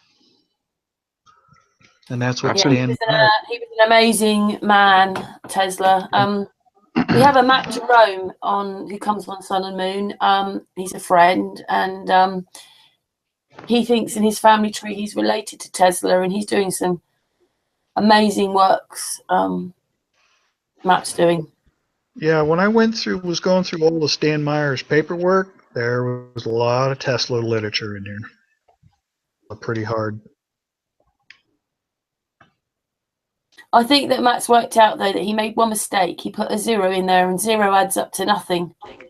So it's not a 0. 0 and infinity. Oh yeah. Yeah, 0 is 1. Yeah. Okay, that's So there's interesting. Is this actually a site of Dan Dimensions? Is this the That's one? it. Yep, Okay. Let there be light. Okay, now everybody knows the site. You can see that's here you see. That's the one. That video right there where it says "Let there be light." That's the video I'm talking about. Okay, now everybody knows which one you were talking about. I will search it very quick so everybody knows the channel and how it looks like. Yeah. Yeah, that's a little Star Wars Lego guy there. Yeah. Okay. It's so many flat Earth clues in that movie, though, man. Like, it's He is a flat earther. Yeah. Dan Dimension is a flat earther. No, I'm talking about. Yeah, I'm talking about in just the movie, the Lego movie in general. It had so many flat Earth clues in there, especially when he went to the other dimension, when he went I guess, on the other side of the wall and fell into that portal. It makes me think, like, if there is an ice wall in Antarctica, and Yeah, then you get past that wall and go it through was all those mountains and stuff, will it be, what will you find? Like a void of a portal or what? right. Yeah, It just makes I'd you never scratch your seen, head. I never seen the movie for the longest time, and I finally watched, and I was like, yeah, that was a pretty good movie. I tell you another movie, it was very inappropriate, but it had the whole movie basically was around flat Earth. Basically, about revolves around flat Earth was a Sausage Party. Oh, I haven't. Seen That one was typically a flat Earth movie from beginning to end. no. Um, and especially how we were the food, we were the food, and everybody that come and pick us up to make us feel special on this meaningless speck of dust, right? Yeah. Were the gods. That's how we look at them and stuff. And then when we have visual proof that the gods are not who they say they are, like dude did, like he did at the end of the movie when he ripped out that page of the cookbook and showed them what the people was actually doing to the food, eating food and stuff. They still didn't want to believe that their heroes would do that to them. And even though they had a cookbook, you flash him a cookbook, you flash him I'd like the never. cookbook of seeing y'all your whole entire generation being eaten and murdered and stuff, right? So I I got to remember thinking, seeing the I was preview. like, wow, how much visual proof do we show people and they still just choose to believe they're gods? Hmm. I'd never seen. I've seen the previews, but I never seen it yet. I'll have to watch that sometime. Yeah, there's been a lot of movies throughout history. I Oh mean, crap, I it goes ruined it way for back to Logan's Run. They were under a dome. They were inside a terrarium, so to speak. Hmm. you. You said Hey, Logan's Run? Logan's Run, yeah, that's That's showing your age, John. That is, lots of people like Joe won't know what Logan's Run is, probably. That was Logan's Yeah. from Run. a 1970s It's a 70s movie. Yeah, movie with Farrah Fawcett. yeah. Yeah, she played a He's a good actor. very small part in it. Yeah. It sounds familiar. I just don't think I ever watched it. And I watched a lot of Farrah Fawcett movies. Well, Yeah, she didn't play a main part. It was just a small part in the yeah, movie. she was not even a second billing, maybe third billing. She was just a character Yeah, who doesn't make yeah. it to the end. Spoiler. Oh, she was just a supporting cast. Yeah, she was Yeah, just one character towards the end. yeah, Very Oh small. shit, she wasn't even a supporting cast. She was an extra. Yeah, yeah, yeah. It was back in the days when she was the rage. yeah. I can't remember. There was a British guy who was the main character. Logan played Logan. It was a Mhm. hmm British guy that played him. And then they did a TV series on it shortly after that in the 80s. Yeah. Yeah, I remember that. Yeah, it was Logan's Run is from 1976. I was going to say 6 or by 7. Michael Anderson. Yeah. I was figuring it was around then. Star Wow, Wars came out in that 77. sounds old now, doesn't it? Well, the story is still up to date. Yeah. Yes, yes. But it was a post-apocalyptic show. Yeah, it Post, says here in the writing that the movie portrayed it as it was the year 2274. Yeah. Yeah, it was after like World War III Yeah. when everything was nuked, I guess. So, Don, how long have you been a flat earther for then? Um, What made you realise? Did you wake up in Well, 2015? Is it something you've known all your life? it's been about a year now. It's about December this time last year. I was just watching videos on YouTube, and on the side link, I try to watch airplane stuff and just a little bit of everything. And one day this link pops up for the Go Fast rocket, and it says Go Fast rocket hitting the dome or something. Like watch it, and it goes up, and then it says 3, 2, 1, boing. Like, what the hell was that? And I didn't even know it was a flat Earth video. So I'm watching it, and then I start all these other links for flat Earth stuff, and I watched it, and I never even really questioned it. I never said, "Oh, you guys are a bunch of idiots." It was intriguing to me. I never about it. You know, I probably kind of in the back of my head, I always thought things were fishy. I didn't believe in a lot of the stuff, but I'd never thought about it before.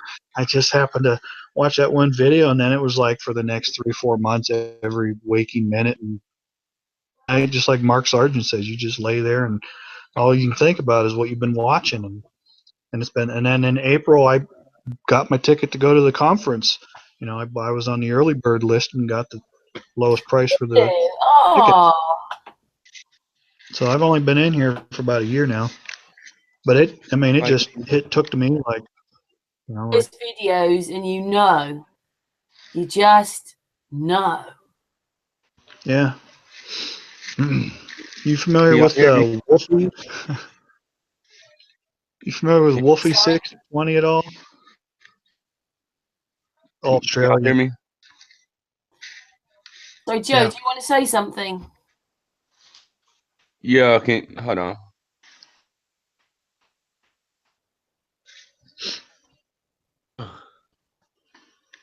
Are you going to ask Oh, something, Joe? shoot, I thought I was muted. Yeah, hey, I'm gonna bring it back up. I think I still got it up.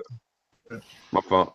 Don, also thank you till now what you explained in a great fashion about your work and your investigation and everything.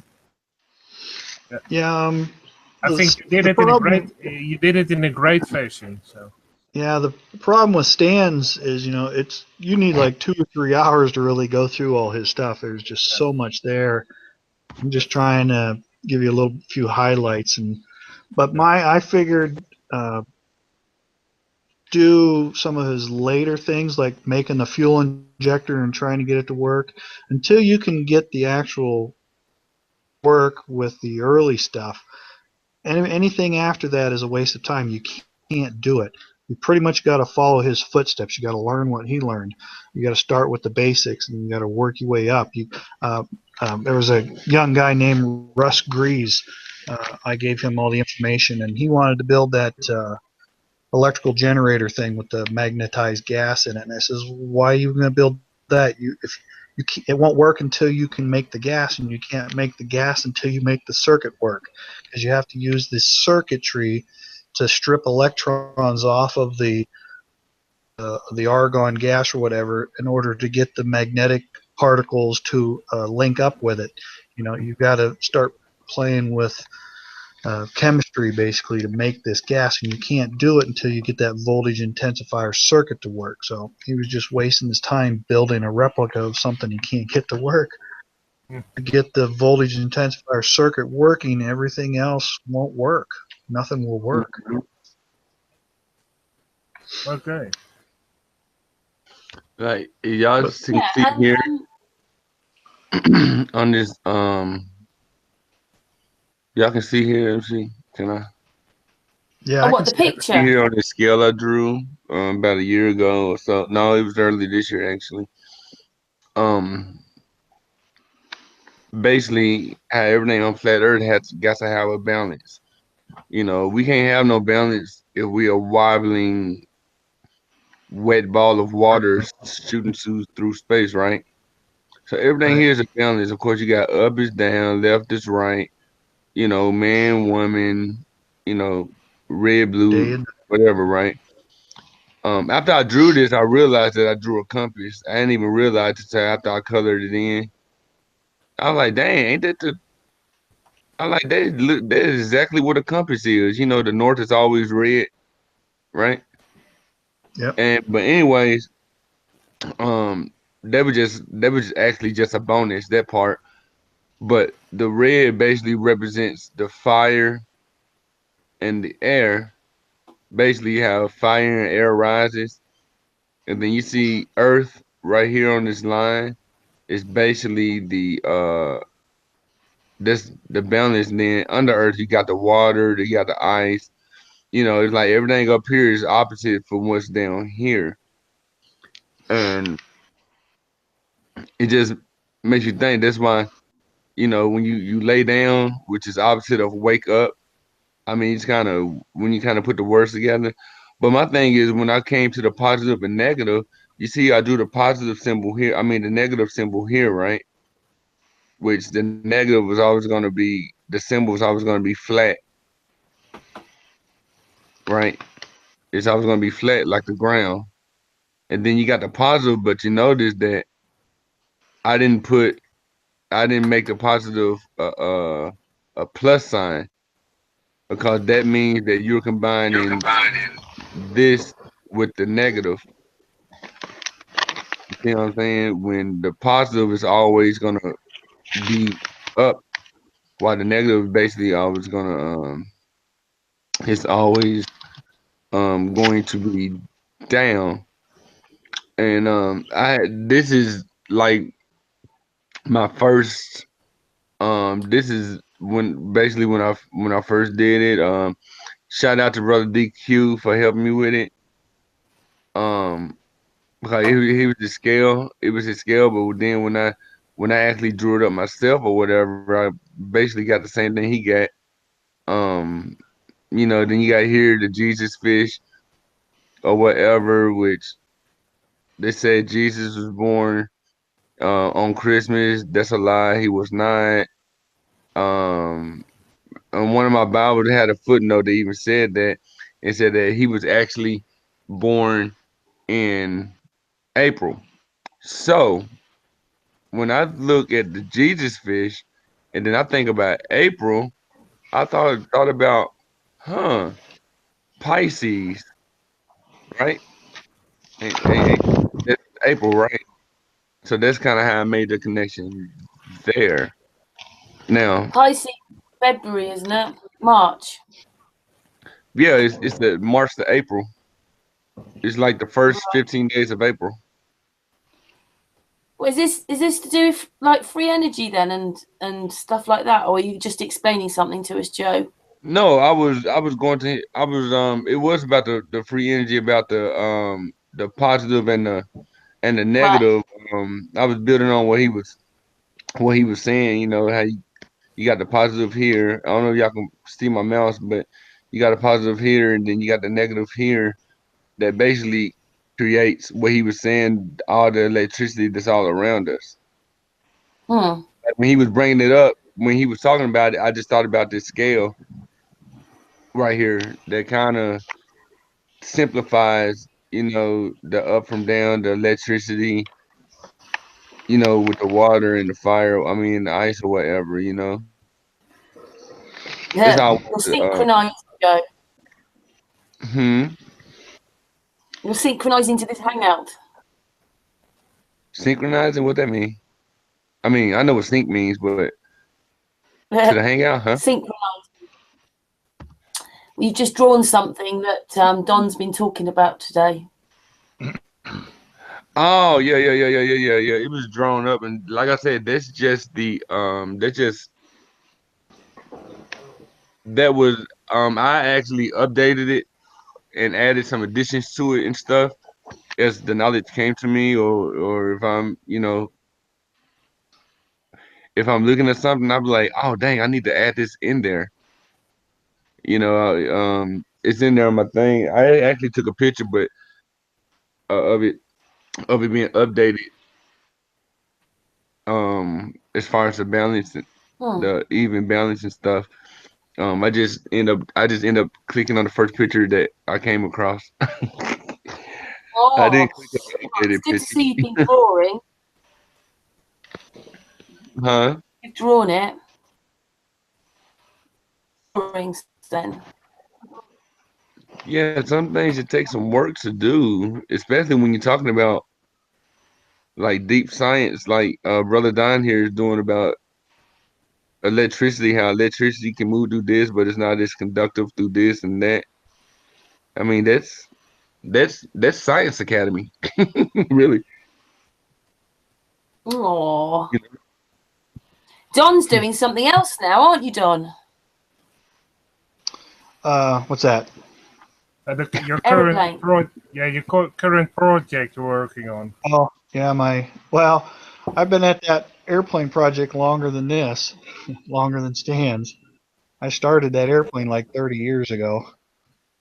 Okay. If you And want what are to, you you trying can. to achieve? Yeah. What are you trying to achieve then? With the airplane? Yeah. Yeah. Yeah, it's a home built airplane. It'll be something I'll be flying here real soon. So it's nearly ready then. Yeah. Yeah, it was what you call a plans built. Everything on that airplane that you see, I built from scratch. I mean, the landing gear is all metal. It all had to be cut, fabricated, welded. The whole airplane is a wooden box structure covered with foam and fiberglass to give the shape and look of the World War II fighter. I started when I was like 22, 23 years old, but life gets in the way, and it wasn't a kit build plane, so it's a long process to build one of these. So it got put to the side several times, but these last few years I've been going at it pretty hard to get it finished up so I can finally fly the thing before I die. But I think you can probably rewrite history. Well, I don't even want. Well, never mind. Cause history is a lie too. But you can kind of well, you can rewrite history for us because I mean, for our movement, for the simple fact, you're kind of reinventing the Wright brothers thing, playing from scratch.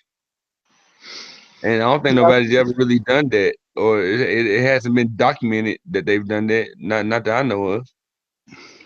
There's not a whole lot of videos on YouTube out there of people building, but these airplanes were designed back in the 70s, the mid 70s, when this war aircraft replica started in California.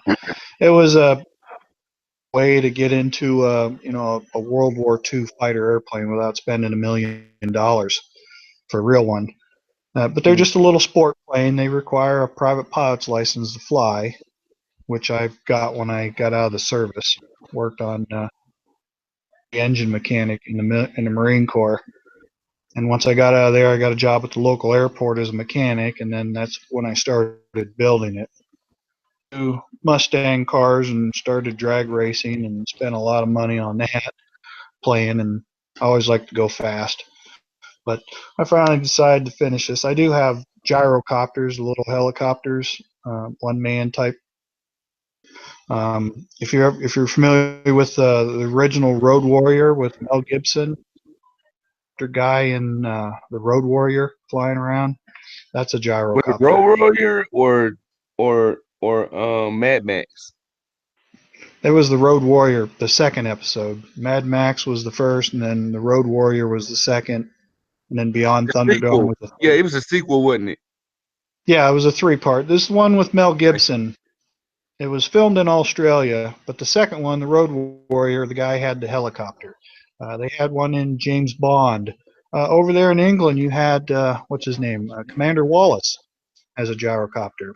I There's think videos on I YouTube. think even they even used it on the A-Team. Say again? They even used it on the series The A-Team in the 80s. Mad Murder. Oh, You yeah. know what they showed did? Yeah. Mad Murder. I think I seen it on the episode of Knight Rider one time too. You talking about a gyrocopter? I think I seen it on the episode of Knight Rider once or twice. The most recent one in history was when the guy landed one on the White House lawn like a year or so ago. He landed What? a gyrocopter on the White House lawn. He didn't get shot down. No, but he got arrested and thrown in jail, and yeah, that was on the news for quite a while over here. Yeah, how I did you wondered get to land there? if they were just made for TV, but that's another story. This guy was in his 60s, and he was a former postal mail, so he had all these letters, one for every senator and representative in the White House that he was delivering the mail to. Mm-hmm. That It's was crazy. just a couple years back. How the But hell? I got videos on my YouTube channel. I have some videos with my gyrocopter flying, and I got my Stan Meyers stuff. This though, how in the world did he get past a no-fly zone without getting shot down? That was restricted. These things fly treetop high. I fly mine only 100, 200 feet most of the time. Real low. Yeah, I guess I can get one and you can fly under the radar, literally. There's a picture of a more modern day one there. I see someone just posted. Yeah. But yeah, they're the most maneuverable aircraft in the world. Yeah, I've got a picture of it. Yeah, I found the There it picture is. just to Yeah. give you a view how it looks, how those look, those gyrocopters. Mine's similar to like the third one up there in the top, the little guy. Yeah, something similar to More that. open. Yours is a bit more open, is it? Oh yeah. Well, if you go to my YouTube, you'll see the one I fly on YouTube. I got it on there. Okay, but it's similar to this one. Yeah, that's an old Benson style frame there. Okay. And that's a Dominator gyrocopter there. Yeah. That's Okay. Guys, it's flat. I just had to throw that out there. They're really You fun to get fly. the general idea how it looks. Yeah. Yeah, they're a lot of fun. You guys got some really nice ones over there in Europe. Like that one up on the top, that white egg-shaped one, that's made over there in Europe. Yeah. Those are really nice. Yeah, Those are like indeed. $100,000 machine right there. $100,000 machine. bad. $100,000. Yeah, they're outrageous. I mean, that's cheaper than what I thought. I thought helicopters were in the millions, like $2 million, $3 million and stuff, like a jet. Okay. Yeah. No, Yeah. these aren't That's what I thought. helicopters. These are auto gyros. There's no power to those rotor blades on the top. Pinwheel. The engine on the back with the propeller pushes you forward. The air goes up through the rotor blades and makes them spin like a pinwheel. Rotor blades. It's all auto rotation. It's not a compound machine. It's acting as a simple machine. Yeah, it's Yeah. an auto gyro. An auto gyro. Okay. Gyro. Auto gyro. So what does that mean then? An auto gyro? You're flying in auto rotation the whole time. The rotor blades are strictly auto rotation only. As you go forward, the engine in the back with the propeller pushes you forward. The air goes up through the blades because they have a slight angle that lay backwards. They'll spin up, and once they get up to about 300 RPM, you get to flying speed and you fly. As long as you're moving forward or coming down, the rotors never stop spinning. They spin the whole time you're flying.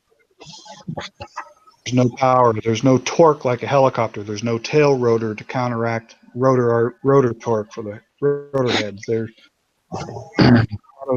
auto rotation. Say again? If you've got no rudder, how do you maneuver it then? That rotor is fixed on it. It will move left and right, forwards and back. It's got full cyclic control, meaning that rotor head up top, that rotor up top, when you left, it rolls that rotor a little to the left, and it makes you go left and right. And then when you pull back, they tip up and makes you climb, push them forward, and go down. And then the rudder on the back is just like a normal airplane, which makes your nose yaw. But Oh, I think I get it now. It flies just like a regular helicopter. 1 Because second. Joe, can you mute yourself, darling? Oh, yeah. Sorry. Carry on, Don. Yeah, you have to go forward. They take off and land like an airplane. You can't take off vertically, and you can't land vertically like a helicopter. It's not a helicopter. A helicopter has a tail rotor to counteract the torque that it takes to spin the main rotors. But it flies just like a helicopter. It flies just like an airplane once it's up in the air. It's way more maneuverable. Yeah, it's far more maneuverable than any airplane or helicopter out there. I can literally turn that thing around on a dime from going one direction, spin it right around, go back the other direction in a blink of an eye. Oh, it's crazy. Is that because it's quite small? A lot of fun. Yeah, they're single. Most of them are single seaters. Those real fancy ones that were for 100 grand, those will carry 2 people.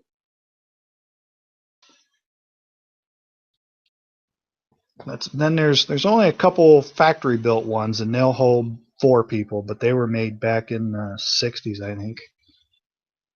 Air and Space, they were called. But most They're of the looking modern at day those things you're flying look a little bit more like they've come out of the films of the future.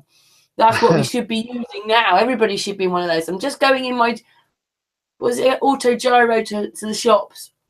Yeah. First time I ever seen one on TV, if you remember the Martian Chronicles back in the 70s with Rock Hudson. He was in a abandoned colony on Mars. He was on a ham radio calling out trying to find somebody else on Mars because everybody had left Mars or something on the planet, so everybody got scared and left. So he's calling on the radio and he finds somebody. He says, "All right, I'll be right there," and he hops on this gyrocopter and takes off flying. That's the first time I ever seen the gyrocopter. That was like back in the 70s with a Rock Hudson movie. It was a little mini series on TV for like called The Martian Chronicles. And then the second time I seen one was on the Road Warriors of Mad Max. John had one on there, which was flown by Commander Wallace from England. He was the pilot on that film flying that gyrocopter. He's a real well-known guy in the gyro community. Mhm. But they're So all. how often do you fly then?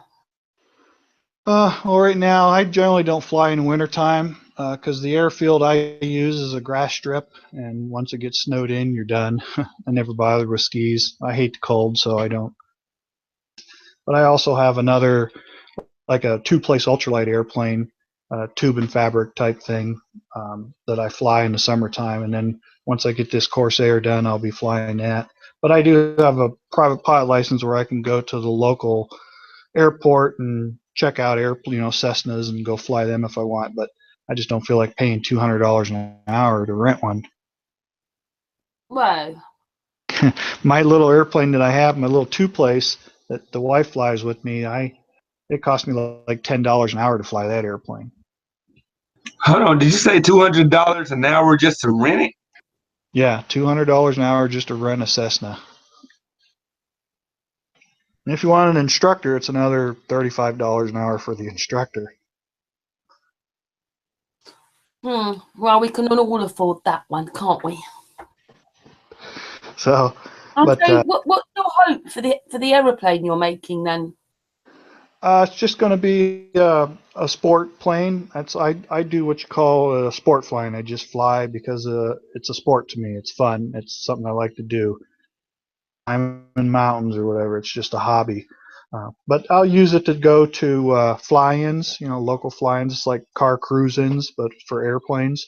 I'll take it to airplane shows or events. Most of them we call them fly-ins. My main goal is to fly it out to the Experimental Aircraft Association convention in Oshkosh, Wisconsin. That would be the main goal, is to fly out there because everybody. People in the plane with you then? Is it a one-person plane or? It's just a single. Yeah, it's a single-seater airplane. It's just one person, and it's a tight one person too. It's a small airplane. It's only like 21-foot wingspan, and it's pretty tight fitting. You kind of slip into it like a shoe. So you haven't actually flown this before then? No, it's not finished yet. It's not finished. It's getting close though. I'm hoping to have it pretty much finished up and painted by the end of next year, and that's literally all it's left to do is because it's in raw fiberglass form, so it needs to be filled and sanded before it can be painted. Put the engine back on, and then put the instruments in it, and it'll be ready for the FAA to come out and inspect. Then I'll get a license to. How do you test it out then? You just hop in it and you practice. You generally you would find another aircraft out there that's similar to it that you can get some training in, because this is a tail dragger airplane, so it's non-conventional, like a tricycle gear on a Cessna. So and because it is it's a high performance airplane. This thing will cruise about 150 miles an hour when it's in the air. It'll max out probably close to 200 miles an hour top speed. A Cessna on a normal 172 Cessna will cruise about 120. So this thing's way faster than a Cessna.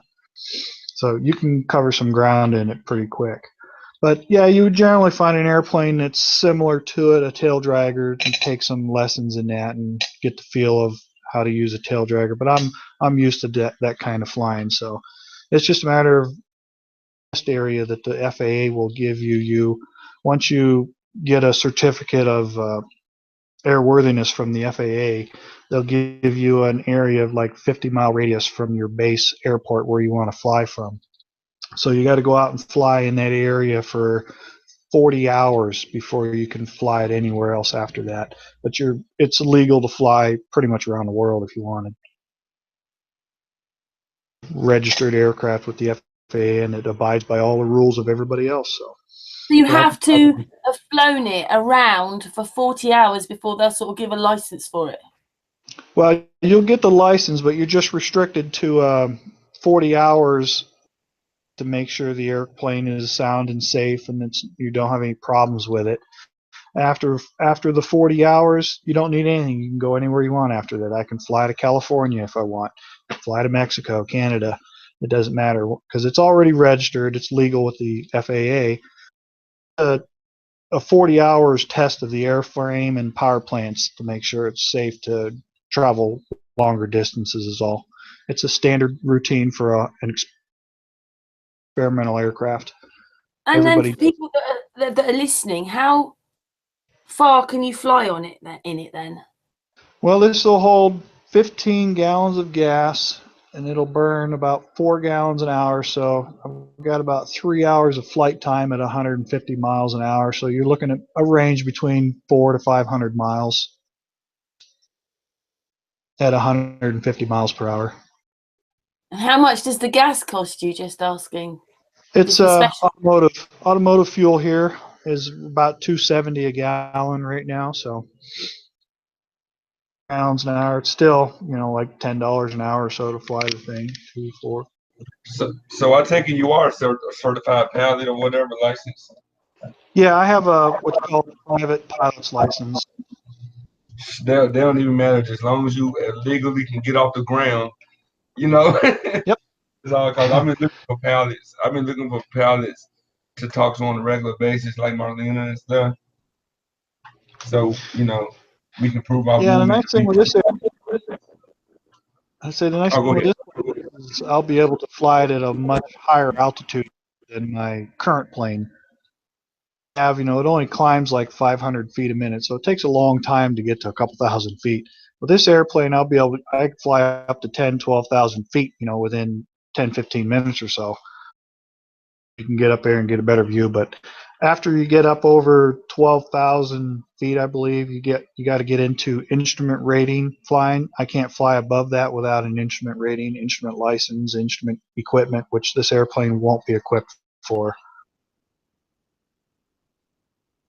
It seems a lot cheaper to do your aeroplane than have the Cessna with a instructor. Well, if you buy your own airplane, airplanes are expensive. They cost money. That's expensive, probably, isn't it? All that bit's expensive. Airplanes are ridiculously expensive, but you can get them fairly cheap. But airplanes cost money just sitting because, for one, you got to find an airport to hangar it at. You got to pay hangar rent every month, so it costs money just sitting on the ground. And hangar rent here can be $200 a month just to keep it stored in a hangar if you don't have your own private grass strip. So airplanes cost money just sitting. I was just going to say that unless you build your own hangar and have enough land where you live at to pave it up, dig it up, and build your own. Right. Yeah, you need a good 2,000 feet for a runway for most airplanes. Yeah, and then he needs a runway. Yeah. I'm just going down the road. Yeah, you need land for the hangar and you need land to build a runway. There are people that use the roads for runways, certain places. But luckily I got a grass strip that's only 4 miles from here. It's 2,000 foot long, and it's not bad. but it'll be a fun plane to fly. You'll be able to do. Yeah, it sounds like you're all sorted, really, apart from actually painting the plane and flying it now. Yeah, well, there's a lot of prep work. It's got to be prepped and filled. There's, the fiberglass is all laid in that, but it's real rough texture feeling. You have to fill it out, sand it, and get the thing looking like glass, and then you can paint it. So it'll take most of next year just work. It's a lot of filling, sanding. But this isn't anything like Stan Meyers' work, is it? No, but it would have been nice to put a water fuel injector in there and run it on water. The engine in that airplane is actually out of a Subaru Legacy. That. For us who don't fly planes. What was that? I said, what's that for us who don't fly planes? You're familiar with a Subaru car? Oh, right, a car. That's where the engine came from. Whoa. It's out of a Subaru Legacy. It's a car in the sky, then. Yeah, that's why I say that's where I met that Rick Schneider from Stan Meyers stuff. He was at the auto engine conversion show, and I was already looking for an engine at the time, and I finally settled on the Subaru 2.2 liter engine. Now, how many years did you take doing this experiment thing with Stan Meyers? How long was it actually taking you? You might have said earlier on, but how long did that take you? Well, I first started dabbling in the hydrogen research in about 2007, and up to 3 years ago is the last time I played with it.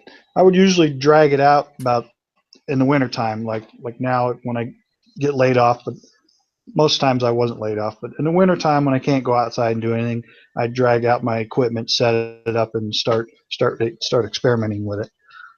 But yeah, up till about 3 years ago, so from 08 till 3 years ago, I played with it. And in that time, I worked with the help them sell that buggy, and I got my hands on it. And all the data that's out there now that you see pictures of all the electronic boards and things, all came from me. I gathered all that information and put it out there on the internet.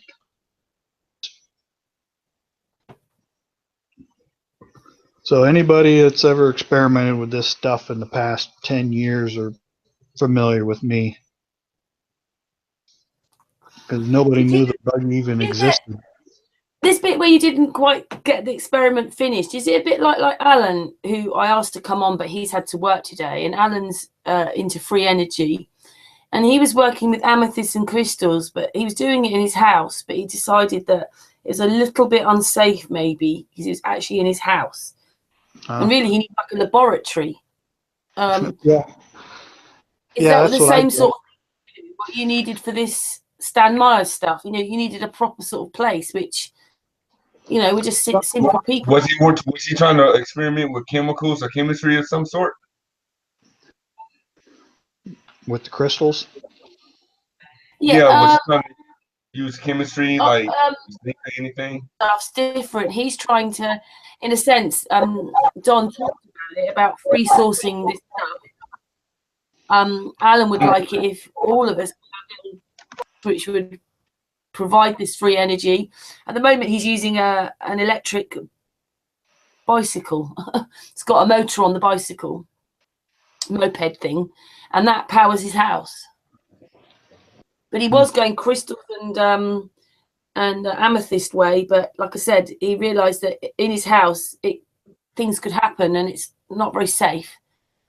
So he decided to try different ways, and you could use water. There's many ways to make free energy devices, but anyway, that was his stuff. But I was just asking Don, was it the same sort of thing? Like you really needed a proper like a big workshop, a laboratory, assistant? No, for me, no. The only major hazard with Stan Meyers' research is the creation of the hydrogen gases, because it's lighter than air.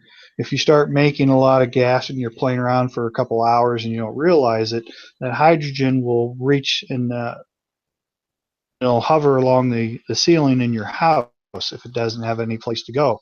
And if you have any kind of electrical spark or something like that, it could ignite the hydrogen, blow the roof off your house. So it's highly, highly explosive. But the stuff I'm doing, playing with, I'm not really creating that kind of gas yet. I'm still trying to get the voltage up to the levels required to make the gas. But once you hit that threshold, yeah, then you really need to take it outside somewhere well ventilated, because you can't store this gas. It's a bomb. If you store it in a container, it is literally a bomb. Like I say, a cup full of this stuff is loud when it lights and explodes. It will blow your eardrums out. It'll make you deaf. It is extremely volatile. So you have to outside, but it's not a problem for me with that. It's just money. It boils down to every time I play with it, I'm laid off. I have the least amount of cash on hand, and you're always looking to buy some electronic components. You're buying the magnet wire for winding the coils and the cores, and it all comes down to money in the end. It costs to do the research. And I just pretty much did it as a hobby just to see what I could do. I always liked the idea of being able to run a vehicle on water because I'm a motorhead from way back. I know all there is to know about engines. I've built many, many engines, did a lot of drag racing. I had my Mustang. I was a street car, made over 800 horsepower, would run 10 seconds in a quarter mile. And I'd drive it to the track, race it, and drive it home. That's what I did. I knew how to implement the hydrogen. I know how to implement it into a car to make it run. It's just a matter of being able to make enough hydrogen on demand to run the vehicle. But that was the ultimate goal. But everybody has the same idea, want to run their car on hydrogen. But it takes money, and it takes equipment. You need the oscilloscopes, and the stuff's expensive. I buy all secondhand stuff, but you're constantly buying electrical components, making frequency generators, and it's just. How much money do you reckon you've spent on this then, if that's not too rude to ask? I haven't spent a whole lot. I probably spent a couple grand is all, a couple $1,000. Like I say, the equipment, an oscilloscope, and even a cheap one on eBay, you'll set you back $100, and then it may not be the best one for the job. And then learning how to use all this stuff. I knew nothing about electronics when I started. So now that 8-10 years later, I know a lot about electronics, but I still know I don't know anything about electronics. Those things, you learn a lot. I'm able to fix things that I could never fix before, just self-learning electronics. Basically, oh, sorry. No, I was just saying he basically turned into a lawnmower man. You remember y'all seen that movie how he basically clueless to everything, and then he went into that type of virtual reality experiment. He came out, he knew every bit and megabit to every computer frame on the on Earth. Isn't that? I know that movie. That is called Lawnmower Man. Yeah, Stephen King's Lawnmower Man. That's what I was talking about. Yeah. How he was kind of clueless at first, but then, he went into that experiment or whatever, and the tasting. I don't know if they were testing a drug on him, but anyway, he came out a freaking genius. Like, he could get into every computer mainframe, and he didn't know nothing about computers at first. Yeah, basically they had a kind of device that was turning with all kinds of computers hooked up, and then you actually could download information into the brain. As I remember it. Yeah. He was pumping. He was a real dim-witted character to start with. He was. He basically, the only job he could do was mowing lawns. Yeah, that was the only thing he was capable of. And then an inventor who was trying things out to get people smarter needed somebody to test it on. And then he tested on him, but it went wrong in the end because he got so smart. He turned evil. He turned evil. He was getting so smart that he could also read all the negative thoughts everybody had. Yeah, he could do that, and and then they were so smart they couldn't even. He automatically knew how to override his shutdown Yeah. button because the shutdown button wouldn't even work. They said in order to destroy him, you had to get into the system yourself. Yeah. But he was the only one that had the key to get in. That was an interesting movie, yeah, for sure. Yeah. That was Pierce Brosnan was the doctor in that. That was the guy. Oh yeah, yeah, you're right. And the movie that basically woke me up back in the 80s was They Live from John Carpenter. Mm. With the part played by the wrestler Roddy Piper, who played the main part Nada in the movie They Live. It was from 1988. Yeah, and the black guy Keith David, who was also in Armageddon. Yeah, Keith David. Yeah. And what was is actually funny that we back in the day we had you had MTV, and late at night I always watched Yo MTV Rap. But Yo MTV Raps was very late at night here in Germany. It was almost 1 o'clock in the evening. And for some strange reason, a certain period, Yo MTV Raps was blocked away by a pirate station. So a pirate station overrided MTV Raps. So I was watching that pirate station. It also had the pirate logo. And it was basically pushing MTV off. It was a pirate station coming through, probably locally. And they had all kinds of movies with messages in them, like Logan's Run. And then they had They Live on. After that, they had also the movie The Holy Mountain. It's also a very interesting movie, also from the 70s. But also... basically, The Holy Mountain is also a movie that tells about the world and how the bank system works and how people get indoctrinated by certain things and hidden messages and hidden symbolism. And they showed all those kinds of movies. Sounds like now, artist. That sounds like that's what's happening now. Yeah, well, you had a lot of movies in the 70s and 80s that were already telling about it. Do you remember Keanu Reeves' movie where they were trying to make hydrogen gas from water? What was that movie called? But Keanu Reeves was in it. And Chain Reaction. Keanu Reeves and Morgan Freeman. Okay. That's the one. Yeah. That's right along Stan Meyers' work. Yeah.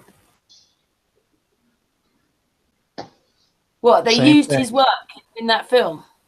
Yeah, but they found out that a specific frequency is what they were missing to make the water break down and generate the sustainable hydrogen output. It boiled down to frequencies, resonant frequency. I was thinking about, since we on this kind of topic, I remember Brother Sanchez brought up the other day about something about Captain Planet, and then I got to thinking about it, right? Oh, that was that I cartoon. got to thinking that I might need to go back and watch every Captain Planet episode, even though we all know it's a cartoon. Yeah. Because I think it had a bunch of predictive programming in that, in a lot of episodes, to predict the natural disasters. And then I go by the power that each planeteer possessed, right? You had Kwame, who had the power of Earth. He was from where? Haiti or something. And Haiti been having earthquakes, right? Then you had Wheeler from USA, who had the power of fire, right? How many forest fires been triggered here in America, right? Then you had, I think, Guy, the Asian one that had the power of water. I think she was from Japan or something, somewhere from Asia. Don't they get hit with a lot of tsunamis? And I'm when I think of it, I'm thinking all of these disasters are engineered. They're not done by nature. It's just something to think about. I need to go back and watch episodes. It's something to think about, indeed. Yeah. Even like the First World War and the Second World War, it's all engineered. It was all planned. Yeah. I think that's what I was trying to tell Don, was that when artists found all this information, even newspaper articles, a lot of stuff more about flat Earth is actually in papers mentioned. Even NASA says it's a flat plane. Companies. There's a calculation of a stationary, non-rotating Earth with a stationary atmosphere. And if you actually look at the research sites and you type in non-rotating Earth or stationary atmosphere, you get hundreds of NASA files. So they talk about it a lot. So that's very interesting. Yeah, that's that thing that Rob Skiba brought up at the conference. Was he had that documentation talking about the non-rotating flat plane for testing of aircraft, supersonic aircraft. Yeah. In 1270 or something like that. Yeah. It's documented 1270. Right. Maybe I can find it if I'm. Maybe. Oh, another show. Do you remember the X-Files with David Duchovny, Mulder, and Scully? Yeah. And they had remember the Lone Gunman? I didn't watch all of them. Remember they had a spin-off show called The Lone Gunman? The very first episode was about a water-powered car. Oh. Yeah, look that up. The Lone Gunman.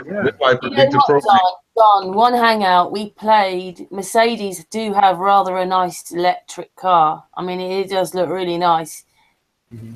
And we played this 45-minute or second advert, and YouTube wanted me to stop broadcasting or take it off.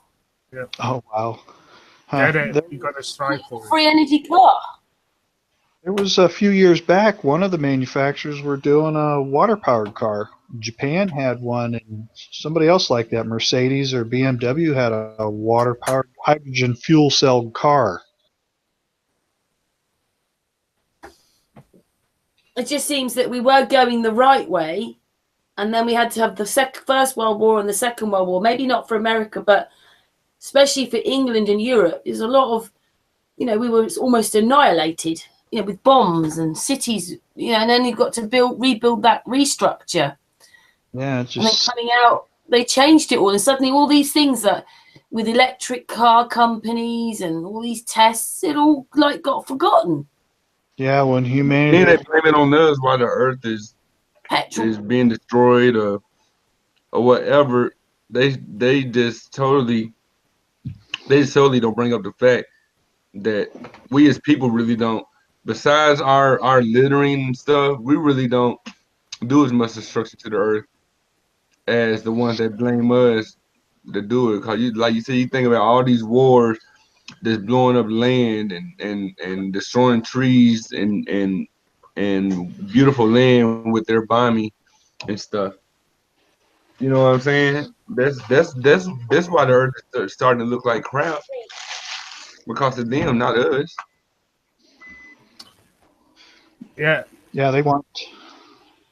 Yeah, I was just gonna say they start these wars to kind of set us back on technology. Just when we're ready to make some technological breakthroughs, they break out in a war somewhere, and everything gets put on the back burner and suppressed. Hey Don, have you seen that America don't actually fly since the Civil War? America's always been flying the war flag. Show him that. Yeah, just a second. I will find it. He was showing us last night, so he'll show you that. Yeah, just a second. I will pop it up in a minute. So for a second. I have the file ready or almost ready to go. Yeah, artist, I want you playing the old mouth organ and getting the page up at the same time. Oh yeah, the double feature. So it's Don. Sometimes artist has played his little mouth organ.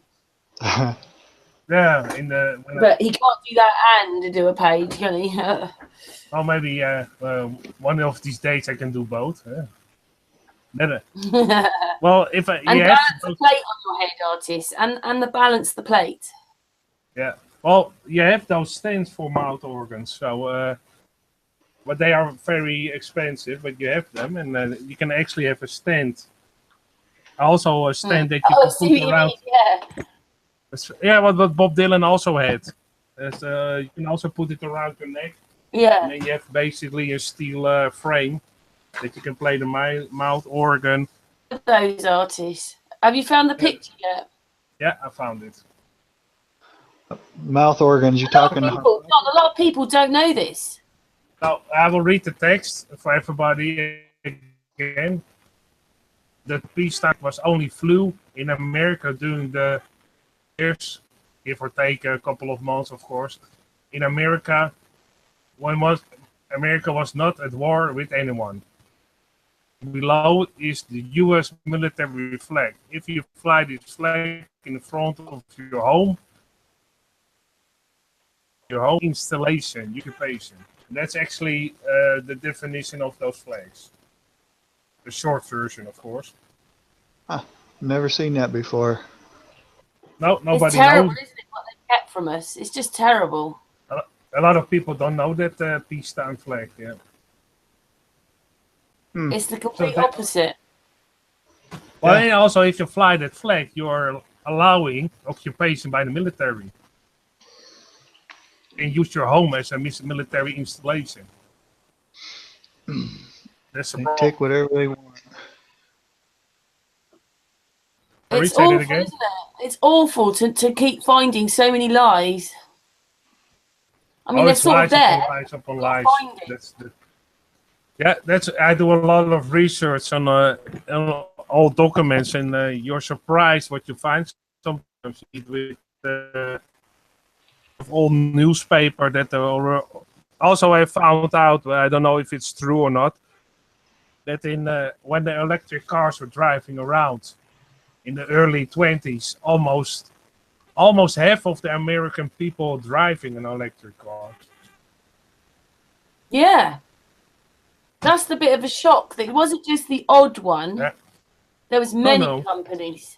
And that's not anything they talk about now, is it? They don't say, in the old days, the electric cars. They just don't mention it at all. No, they don't mention it. And even Henry Ford, his wife, was driving an electric car. That's cool. Also, sometimes for the high society woman, that you could drive. It was also a little bit in trend to drive an electric car in those days. You were hip. You were basically what the old advertisement said. If you are a high society woman or you're a person, they state in another way, of course. But if you want to look cool, drive an electric car, because a lot of people were driving those. Even Henry Ford, his wife. So. Wow, it's interesting. Yeah. Also, what I also made. Bad. It's so bad because it's just not in our memory, is it? Even though when you think about it, it is, but it's not. Also, Karen, showing now. For this hangout, I've designed a video thumbnail already. Oh, look at that, Don. I see that. It's on. We're all on there. I did an education for graphic design, so. I just took Don is on the controls. Took that picture yesterday, so I'd have something on there so you guys can see me. And I like to make them. Yeah, I like it, Don. This picture for the video thumbnail. Yeah, it looks fine to me. Don, is your wife in Flat Earth, by the way? Just asking. No, she's not on board yet. She just says, keep it to yourself. I don't want to know. Well, I know that's what people say, isn't it? Keep it, don't want to know. Well, she's got a history. Her mother, when my wife was 5 years old, her mother decided to go into the Jehovah's Witnesses. So she was raised from 5 till she was 28 as a witness, and and she broke free of that. And then we got together and got married, so she won't have anything to do with that anymore, and she doesn't want to go down any more of them rabbit holes like that. Oh, that's a good thing indeed, but because I don't know if you caught it about the Royal Australian Commission on the Jehovah's Witness investigation. They did, I think 2 years ago, the Australian Royal Commission did an investigation on the Jehovah's Witness Church, and they came up, I think, almost with 1,000 cases of pedophilia within that organization. And also in America, they had a commission to investigate it, and actually the Jehovah's Witness Church had to turn in those papers because they registrate every felony, and you have a two-witness system that actually the girl or guy or child or boy or girl that is molested has to come to in front of their court, of the Jehovah court, and also the one who did the molestation. So they have the two-witness system, and if one of the witnesses say I didn't do it, so if the molester say I didn't do it, the case is closed. They don't go to the police, but they registrate it, so they write the things down. And actually the investigation in America was done later, almost maybe longer. And what they did, they had to have those papers of the Jehovah's Witness Church, but they don't turn them in, and they have to pay a month, $40,000 a month, for not turning in those papers. It's going on almost 10 years. So imagine the amount of money Jehovah's Witness pays the U.S. government for not turning in those papers, because they have something to hide, obviously. And the Royal Australian Commission is now doing that in Australia, the same investigation, and it wouldn't surprise me that actually Jehovah's Witness also will pay the money not to have to turn in those papers. So I'm glad you're... Witness, I mean, not Jehovah's Witness, but the government controls basically the church and religion. Anyway. You muted yourself. We can't hear you. You muted yourself. Mute yourself. I was talking to my kid in the background to make sure he go brush his teeth. He just got done eating dinner. Oh, so, okay. Yeah, I don't want y'all to hear me. I don't want y'all to... Oh, that's okay. I thought you muted yourself by accident. I thought you were still talking, Joe. I asked him a question, and then I seen somebody was doing something he wouldn't had no business doing, so I had to mute my mic to set him straight. All right. Ask your question again. Oh, he's telling his kids. Yeah, he's telling his kids. What was the question? Well, basically what he said, that most churches are run by the government, and that's a possibility, of course. That is one big conspiracy. But if that was the case, actually, money from the Jehovah's Witness Church, but they don't do anything about all the pedophilia cases, and and actually I know two women at school, education for graphic design and one of basically for the liberal arts, and in both of those schools a woman that was a Jehovah's Witness with the Jehovah's Witness at my school, and both were molested in their church. So that made me think for a start, well, I only know two Jehovah's Witness women, and they were both molested. Okay, so Artis. I thought that was very strange. Artis, we're on Don's experiments, and Stan. Okay, I know. It's probably best to stick on that one. It's very sad and horrible. Yeah, I don't know if he wants to talk about it either, or is it things? Just want to give just an explanation, short explanation. I already finished, so just to show the people what they are doing. Okay, go ahead, Don. Sorry for the interruption. Thanks, Artis. Yeah, no problem. No problem. Yeah, I understand. My mother's sisters, she had a couple sisters that were witnesses, and once you're in there, it's hard for them to get out. and their husbands were elders and or anything, so they ended up killing themselves. A couple of my kids because of it. So that's how, because you are shunned.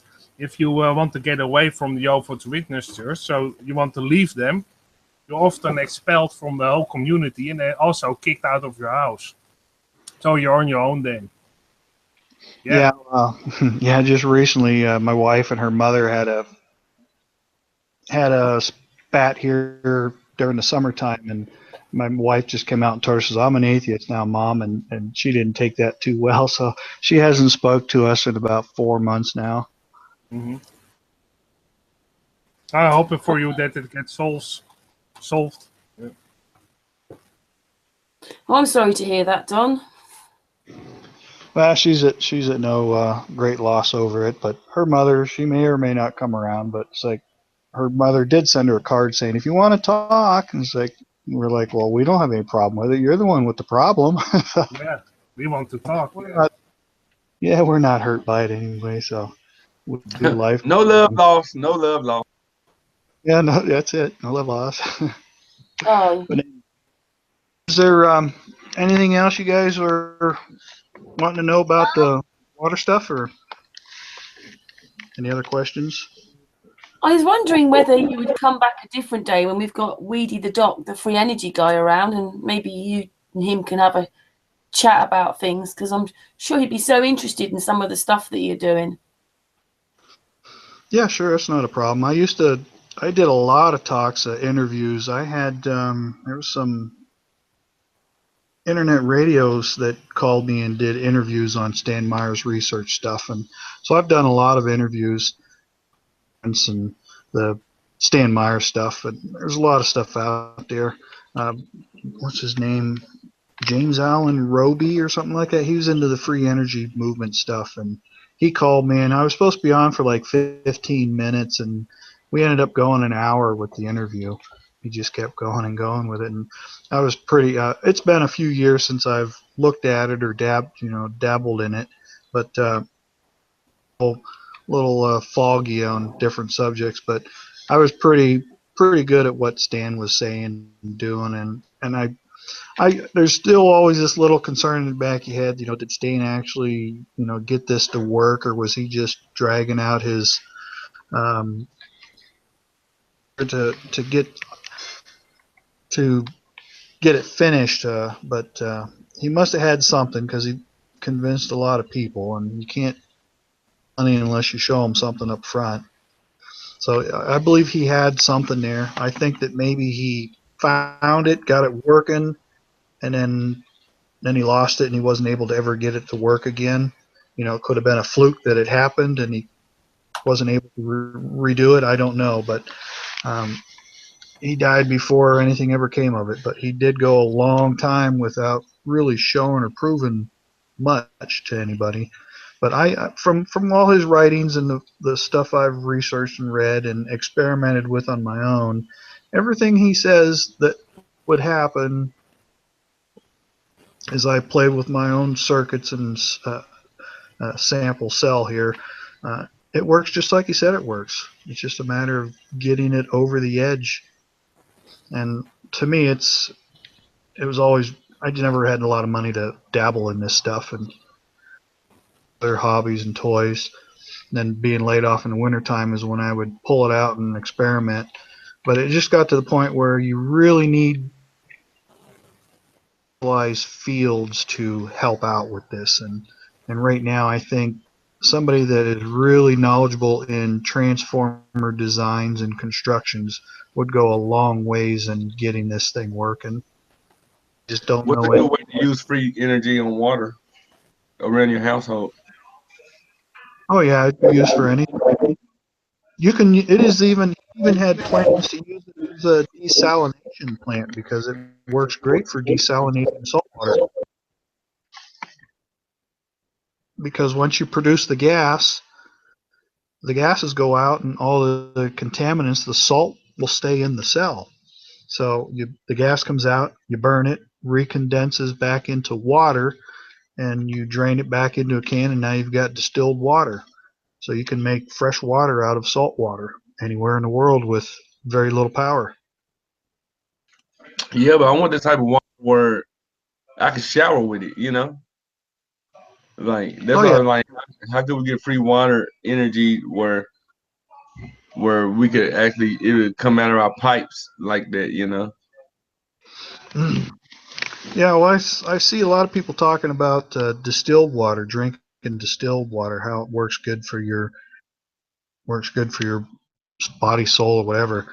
There's been a lot of claims on distilled water, but that's what this cell does: is it makes the hydrogen gas from the water, and then if you light it and burn it, it recondenses back into water again, and it's distilled at that point. There's no impurities in it. It's clean. So you can take any kind of stagnant water and run it through the system and have yourself clean drinking water as a byproduct.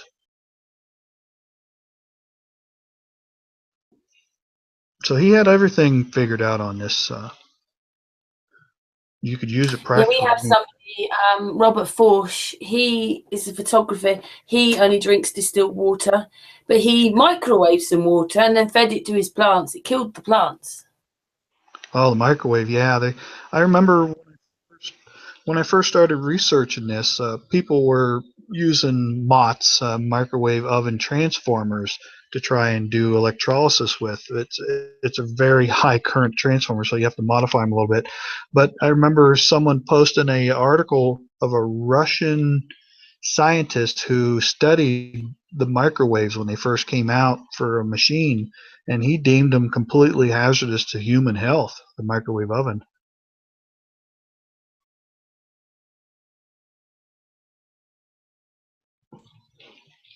Microwaving our food, eating plastic cheese, got plastic on our feet so we don't get the negative ions from the ground. It just goes on and on.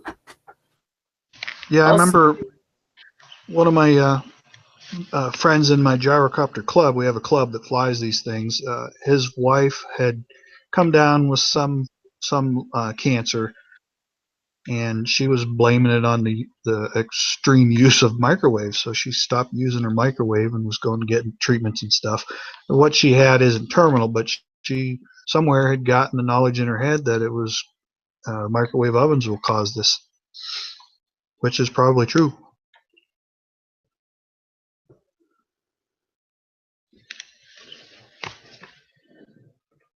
I don't really microwave.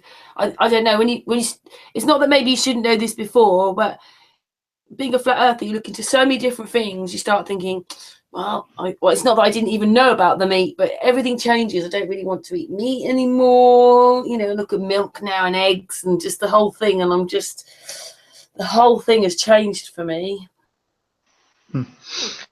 Yeah, there's a lot of things. It kind of turns your whole world upside down when you start looking at it with open eyes. Mm-hmm.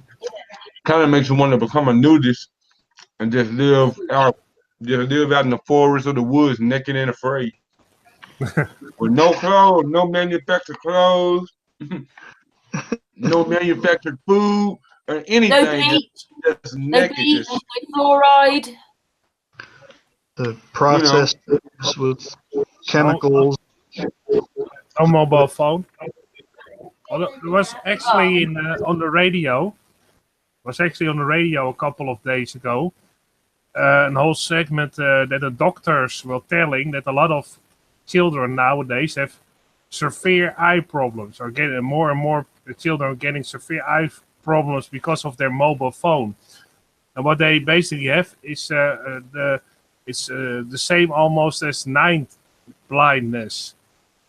So what they don't can do, and they can't see in the darkness anymore. Most of those children, and you could actually talked about it, that actually the nerves were damaged in the eyes of the children because they are staring the whole time very into a light source, very close by that light source, and therefore they get a sort of night blindness.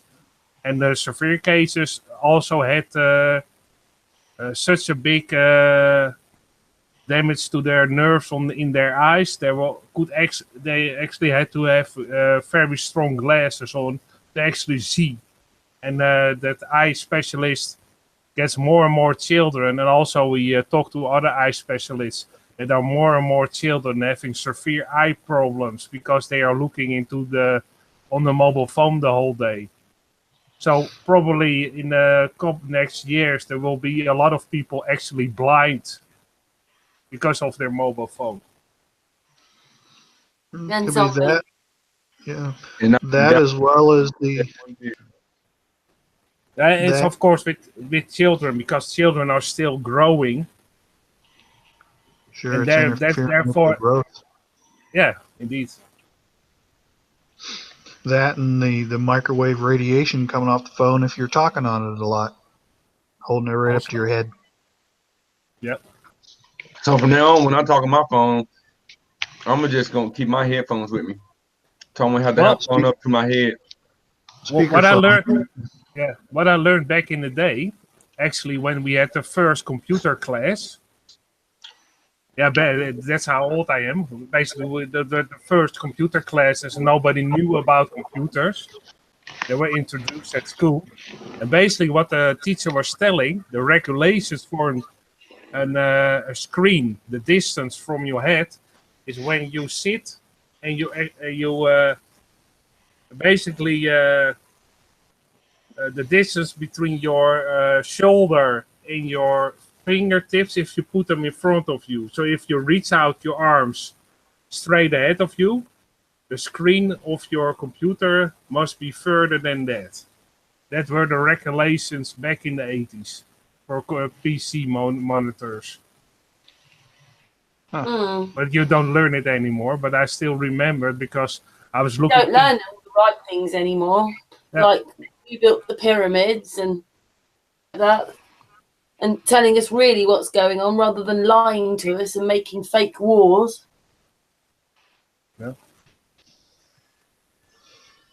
Shoot, everything they make. Well, we very much Oh, carry on Go then, Joe. No, you go ahead. You go ahead, sister. I mean, sister. I wasn't sure how much longer Don wanted to stay. Stay a bit longer, Don, or have you? Is this enough time for you? Yeah, I can go. I can go probably any time. The wife just got home from work. She got dinner started, so Okay.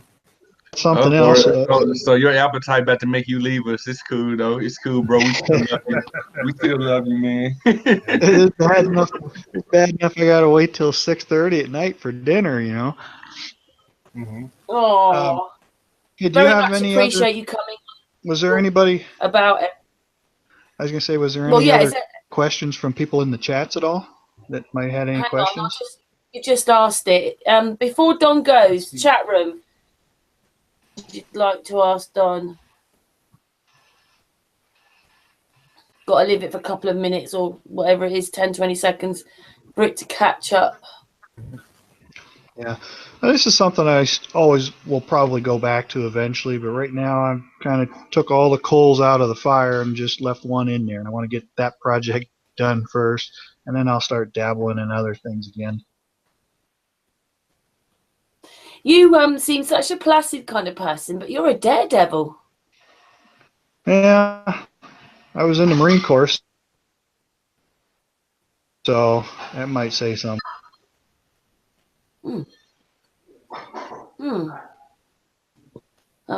Yeah, in your little sort of what was it called again? The gyrocopter? No, gyro.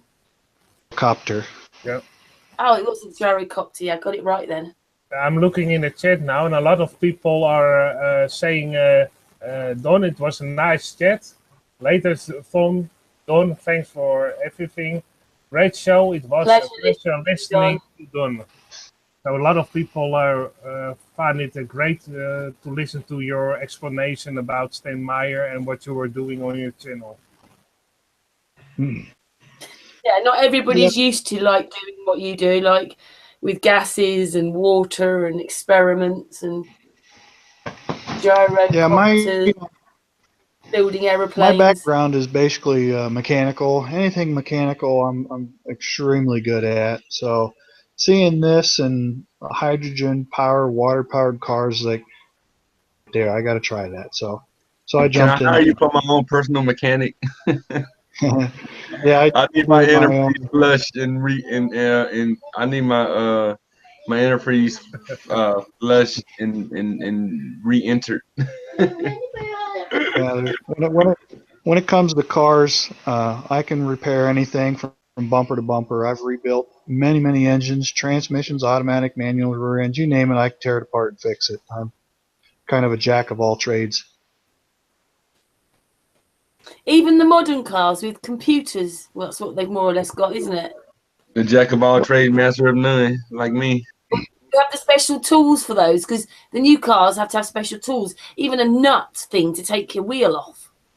Yeah, Right, yeah. for your Well, if you look at my YouTube name, or my name is Dynodon. That Dino stands for dynamometer. I used to have a garage with a chassis dyno, custom tuning and high performance work on cars. People bring their cars in and want to soup them up, and it'd be whether it was carbureted car or fuel injected car. I could take programs and reflash the computer in the car and get the best performance out of it using this dynamometer. Started calling me Dino Don, so that's where that came from. Oh, so why did you stop that then? I wanted to finish my airplane, Okay. so it was always my love as a kid. Every time I'd be outside and hear an airplane, I look up. Ever since I can remember, I've just loved airplanes. Always wanted to be a pilot, and once I got old enough and the money, I went and got my private pilot license. But I've always loved airplanes ever They're since I was a fascinating. kid. They're fascinating vehicles. Yeah, well, the Aircraft, I think gyrocopter. that Yeah, the gyrocopter was the first aircraft I built, and then I started work on this other airplane, and I built 3 different gyrocopters, and I got the two-place ultralight I fly in now, and then the project I'm working on now, and I was into hunting and all kinds of hobbies, drag racing, but always motorsports. I love motorsports. I don't watch any sports, football, hockey, baseball, soccer, none of that. I'm a motorsports kind of guy. Yeah, I said Daredevil, didn't I? Well, I've gotten a lot calmer over the years now. I'll be 54 here in a couple months, so I'm really tame from what I used to be. oh hell, you younger. Really? He's younger than my youngest uncle and my mom. That gyrocopter, that thing, because I mean, you're almost sitting outside in that, even though you're sitting in a frame. Well, the one video I have on my YouTube channel is taken with the camera mounted right on the gyro. You can see my feet while I'm flying it. Find that video. It's a short Oh, video. I think I've watched your stuff before. So that was at our annual picnic we have for our experimental aircraft chapter. It was during we had one of the hurricanes come up the East Coast, and nobody flew into the picnic because the winds were too high that day. Helicopters, I can fly in 40-mile-an-hour winds. I've actually found the video already on your channel. Yeah, they Go can on fly. then, show his video then, artist. Because Yeah, you Don can can show- talk over the top. Yeah, that's a great idea, Karen. Great idea. Yeah, and then he probably has to go after that. Oh, doesn't matter. Yeah. Yep, that's the one. And thanks, Don. You It can was talk actually over. nice to meet you. Yeah, nice meeting all of you. Yeah, there's no problem. Whenever you want to have another chat, just send me a message. And I will. I will, Don. but in this video here, there comes a point where I'm flying into the wind and I throttle back and I can get to a 0 airspeed where it's not going anywhere. Long enough, it'll actually push me backwards. The aircraft will go backwards. This was from a few years back now. But with a gyrocopter, they're slow to take off because you have to wait for the rotor blades to get up to flying speed. So they don't take off as quick as an airplane at times. Really windy that day. It was like winds gusting to 30 miles an hour. Most airplanes won't even fly when it gets to 10. Man, that looks scary as hell. I I feel like know. I feel like I'm you right now, being in this thing, and I'm just thinking like a bunch of negative thoughts, like, oh man, something's gonna go wrong. Anything can go wrong. That looks scary. It's kind of giving me an adrenaline rush though at the same time. That I think that's the point right there where I go backwards. The wind's pushing me backwards. I bet you loved that, didn't you, Don? Oh, it's a blast to fly. It's like a dirt bike in the sky. You like going out throwing a dirt bike around real hard. That's what I do with this. Most of us would have, excuse me, would have wet ourselves, and you loved it. Hey, look at all this flash. I just thought I had to throw that out there. Yeah, flat horizon. Yeah, flat horizon, and you don't even have to go that high up to see it either. Yeah, that's only a couple 100 feet right there. That's probably less than Yeah, 500. see it flat. And yet you can see them trees that's probably about 100 miles past by the horizon. Well, Easy. actually, the lake is right in front of me at that point. Lake Erie. It's probably 10 miles out. I'm talking about all them trees deep in the background. That's only about 10 miles. Now you can see the lake there, the blue. Oh, you said It's lake. kind of Lake, yeah. lake, yeah, lake. Yeah, I live right by Lake Erie. And how far away is that from that gyrocopter, do you reckon that? It might be 10 miles or so. Is that the lake that Well, you're it's above right now? drop on 10 miles, and it's sitting right there. Yeah, you should be able to see it right there on the far horizon, that blue line. That's Lake Erie. Have I seen it, the blue Oh, bit? Yeah, it's just blue colour. man, that is beautiful. That is one beautiful foot. And you said you did this in 2008, 2013? When? You'd have to look at the date on the video. Okay, I definitely will. What it says? Is that a golf course there or something? It's a private 2011. air. It's a private Oh, so just airfield. over 6 years ago. Just over 6 years ago. And the footage still looks amazing for it to be 6 years old. Well, that's a Sony high def camcorder. Oh, so you get what you pay for. You pay for expensive equipment. It should give you expensive quality. So yeah. It was only like a $300 camera. They're probably cheaper now, but that's what I paid for that one. Lord, you said only $300. I wish I could only get $300 out of my bank account to go put one down on P900 or something, you know. Well, I just bought the P900 a couple months ago, and that was $500. Oh Lord, I bet you ain't. That P900 camera worker there, the lady with the flowers. I bet you ain't put We're that quite a camera few down members either. of P900 cameras. I And bought, Stan, who's I bought A the lot of camera. people in the community got them. Stan is in the chat room. He uses 360 cameras. Those Do you are have a more. 360 camera? That'd be awesome if we did, right? We had a 360. Don, do you have a 360 camera? What was that? Do you have a 360 camera?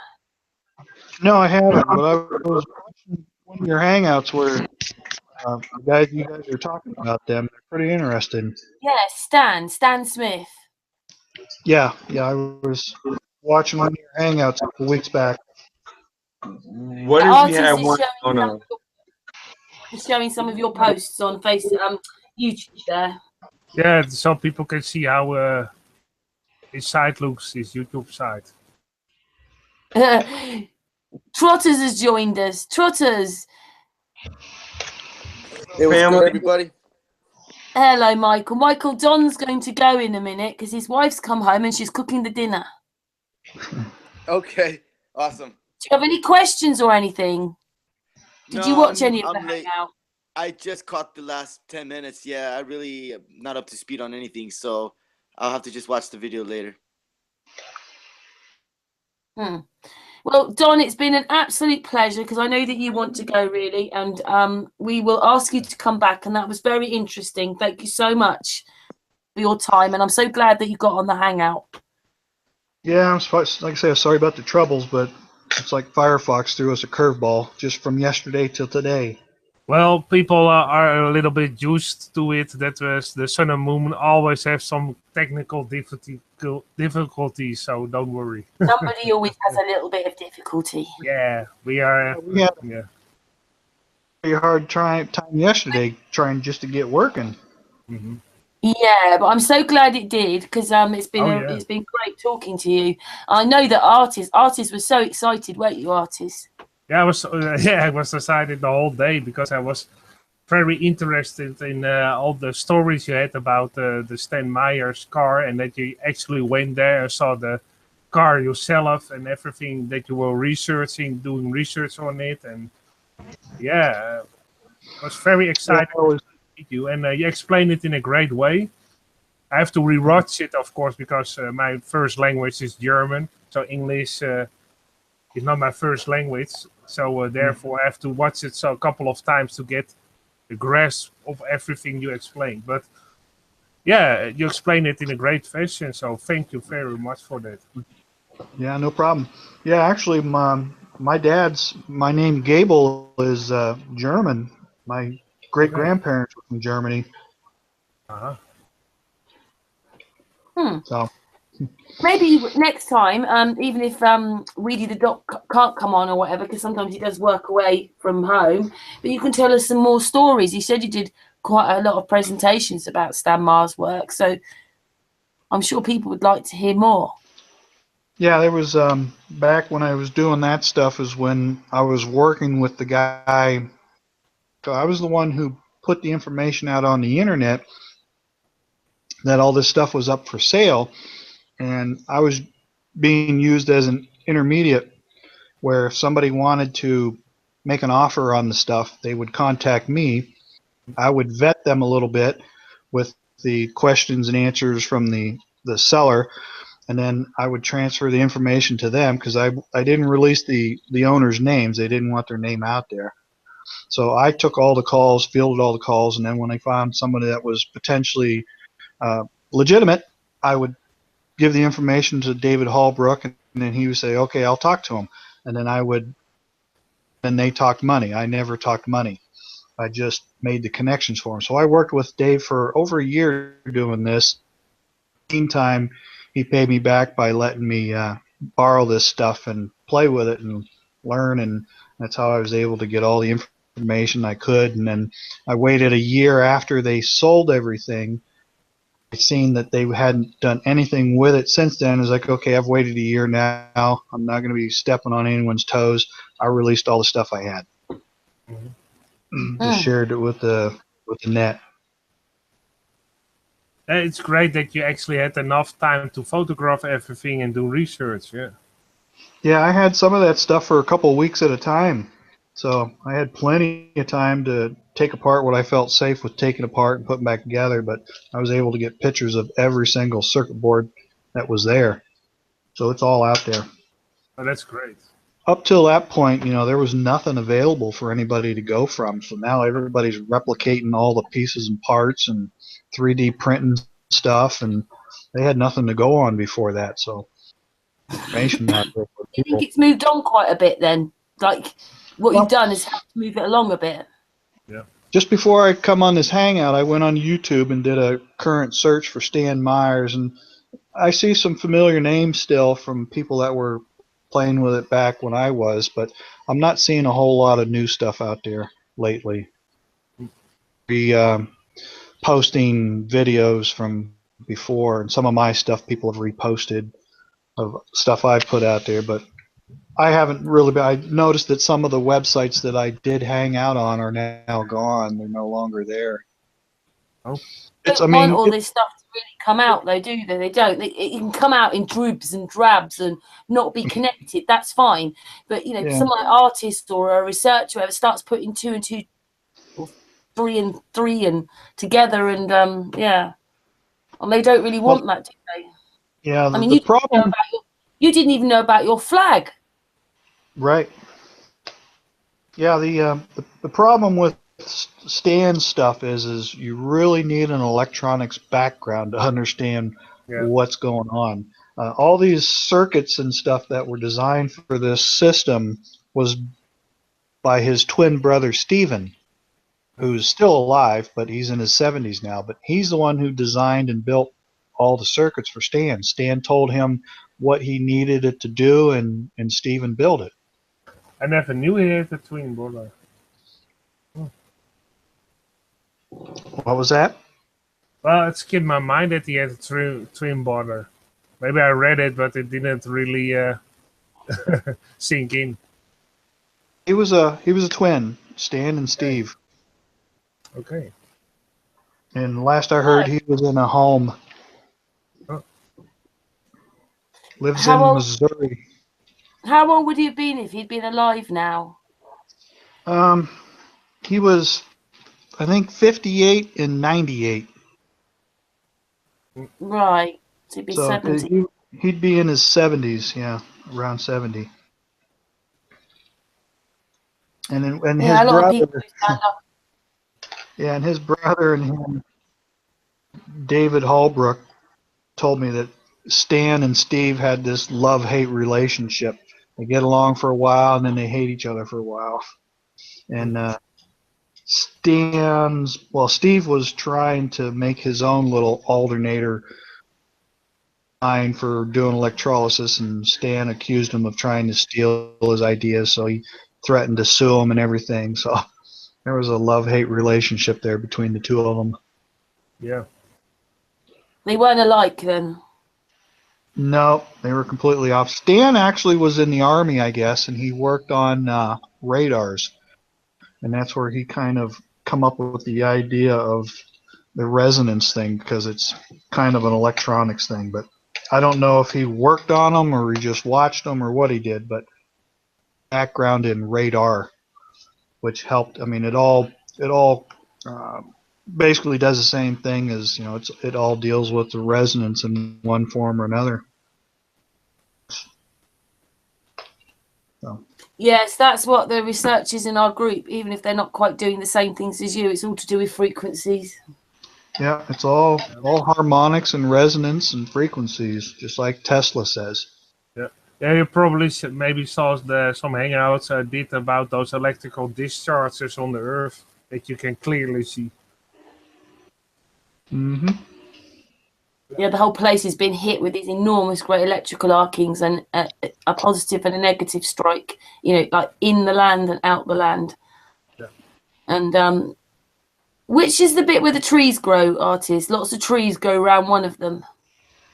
Most of the time, I think it's the zone, the strike zone, actually. So you have a positive, just like those Lindenberg. Yeah, that's like those Lindenberg figures. Maybe you know them, those Lindenberg. I can maybe show a picture of them. Basically, in the zone of those Lindenberg figures, and often also in the discharge that is actually make the ground sink down. That's where the trees are most of the time on the mountains. There is the iron-rich minerals, or they are certain kind of metals are into the mountain and often in the sinkhole or the crater, you can call it also. That's where the trees are often. And also in the strike zone itself is most of the time did some research and also watched some YouTube videos that actually in that zone is where the most trees are often, not always, but often. And the highest trees are in that area. So for some reason, because that area attracts minerals and metals, it also probably attracts the soil that trees can grow on better. So it fertilizes the ground. Thanks for that, Artist. Thank you for that. Yeah, anyway, we're learning and growing, and Artist has been finding all this stuff out. It's amazing. Well, basically, it was because of Chris Monkey's work. It's an ongoing process on the Chris Monk's work, because Chris Monk basically laid the foundation of the actually electrical discharges on the Earth and electrical arkings, and I looked further into it. Yeah, you do. On a Sunday night, the ancient structures or ancient history night. I don't want to keep Don more than he wants to stay, because he says he wants to go, really. He's been on probably about another half an hour after he said he wanted to go. I don't have the problem staying longer if you need. Well, We'll just carry on chatting then. Yeah, carry on don't chatting. want to keep you. Yeah, actually, I'm sitting here chewing on a steak while I'm listening. So go ahead. You have your dinner already. Okay, that's nice of your wife that she did it in that fashion. Yeah, so far she hasn't complained about the internet access. Okay. Okay, you just carry on talking for a minute. I just want to go and get a drink, okay? So you lot carry on talking. Well, you already know about those electrical discharges I talked about, so yeah, you can see them all over the Earth, so that's very interesting. You probably saw my presentations on it, I think, Don. What was that? You probably saw my presentation on those electrical discharges. No, I haven't seen that one yet. Okay, I can give you a short version, otherwise we will be more than a couple of hours. But basically what I did some research about, I'm still going on. It's an ongoing thing on Chris Monk's work. And you can see my screen probably. Yes, I can. Okay, that's fine. This is basically the discharges in powdered sand, certain kinds of sand. And he did Dr. C.J. Ransom did electrical discharge experiments in sand. So you can find more information on the internet about that. And you can see those electrical discharges look a lot like electrical discharges you can find on the Earth. This is another guy who did experiments. This is William George Armstrong in the early 1800s. He did some electrical discharge in so also certain different kinds of sand and also different kinds of powdered metal, and also fuse those metals with sand, and then this discharges. So this is a positive and a negative. I don't know which actually the positive or negative, but I think this is the positive and this is the negative. And you can see with different kinds of sands and different kinds of powdered metal, you got different kinds of figures. Here, it also already looks like those certain kinds of discharges on the Earth. This almost looks like those Lindenberg figures. It can also looks like if you look at the mountain range, you can also see this kind of figures. This is another one. Just some. It almost looks like a human eye. If you actually look at the human eye, it looks a lot like an electrical discharge in powdered sand and powdered. That puts me in the mind of an amoeba, kinda. Yeah, and you can see here all those. This is the human eyes basically, and all those nerves. And this is a Lindenberg figures. Basically, you can put apart a microwave and put clippings of the microwave and hook it up to the microwave system, and then you turn it on. And it's what is interesting that if you actually does this kind of Lindenberg discharge in the wood, actually when you spray soda over it, so you pour soda over it, it works better. The Coca-Cola works the best for some reason. So, and then you can get this electrical discharge, and the positive and negative will search for each other and meet at the end. And it's basically an electrolyte. The cola acts like an electrolyte. Yeah, but it's interesting. This is also a Lindenberg figure. That's what they called.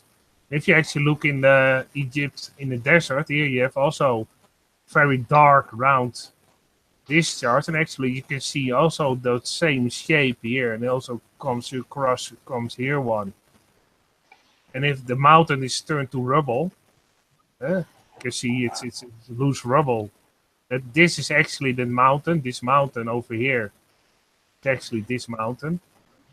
And then you can see there's no water over here. You can see those electrical discharge shapes all over the earth. Here, another one. Even in mountains. So maybe, yeah, this was also, maybe it can also be caused by the weathering of the water, but it also could be That's beautiful. electrical discharge. And because the electrical discharge carves out the rock, the water flows into that place because, yeah, that's the lowest part of the mountains. And this is actually underground. You also have the same type. If you look at caves in the ground, a lot, they also look a lot like those electrical discharge Lindenberg figures. And this It is looks actually like veins of the earth. this is in South. Yeah, and this is in Botswana, Africa. It also looks, and again, because the water flows in this, because it's the lowest part, the water flows naturally in there. So the most of the trees are there. This is another strike zone. This is this crater you can see is the Goose's Bluff crater in Australia. You can see those mountains. It's almost like a ripple effect. They push the side. And actually, this is a close-up of those of the Goose Bluff crater. And this is nearby. This is Mount Connor.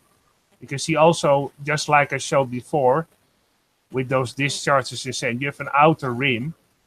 Then this is pushed up a bit down, and this mountain is basically in the middle, is pushed up again. Here it appears to be pushed out of the ground. And again, you can see a lot of trees on that surface and surrounded also, but most of the time, not always, of course, most of the times a lot of trees grow in that area. This is the distance. You can see the strike zone. You can see it's a very strange mountain range. And normally mountains don't look like this. Looks totally different. And here's that pushed up mountain. It is basically pushed down, so the positive and the negative discharge. Most of the time, the mountains that are pushed out of the ground are metal rich or mineral rich.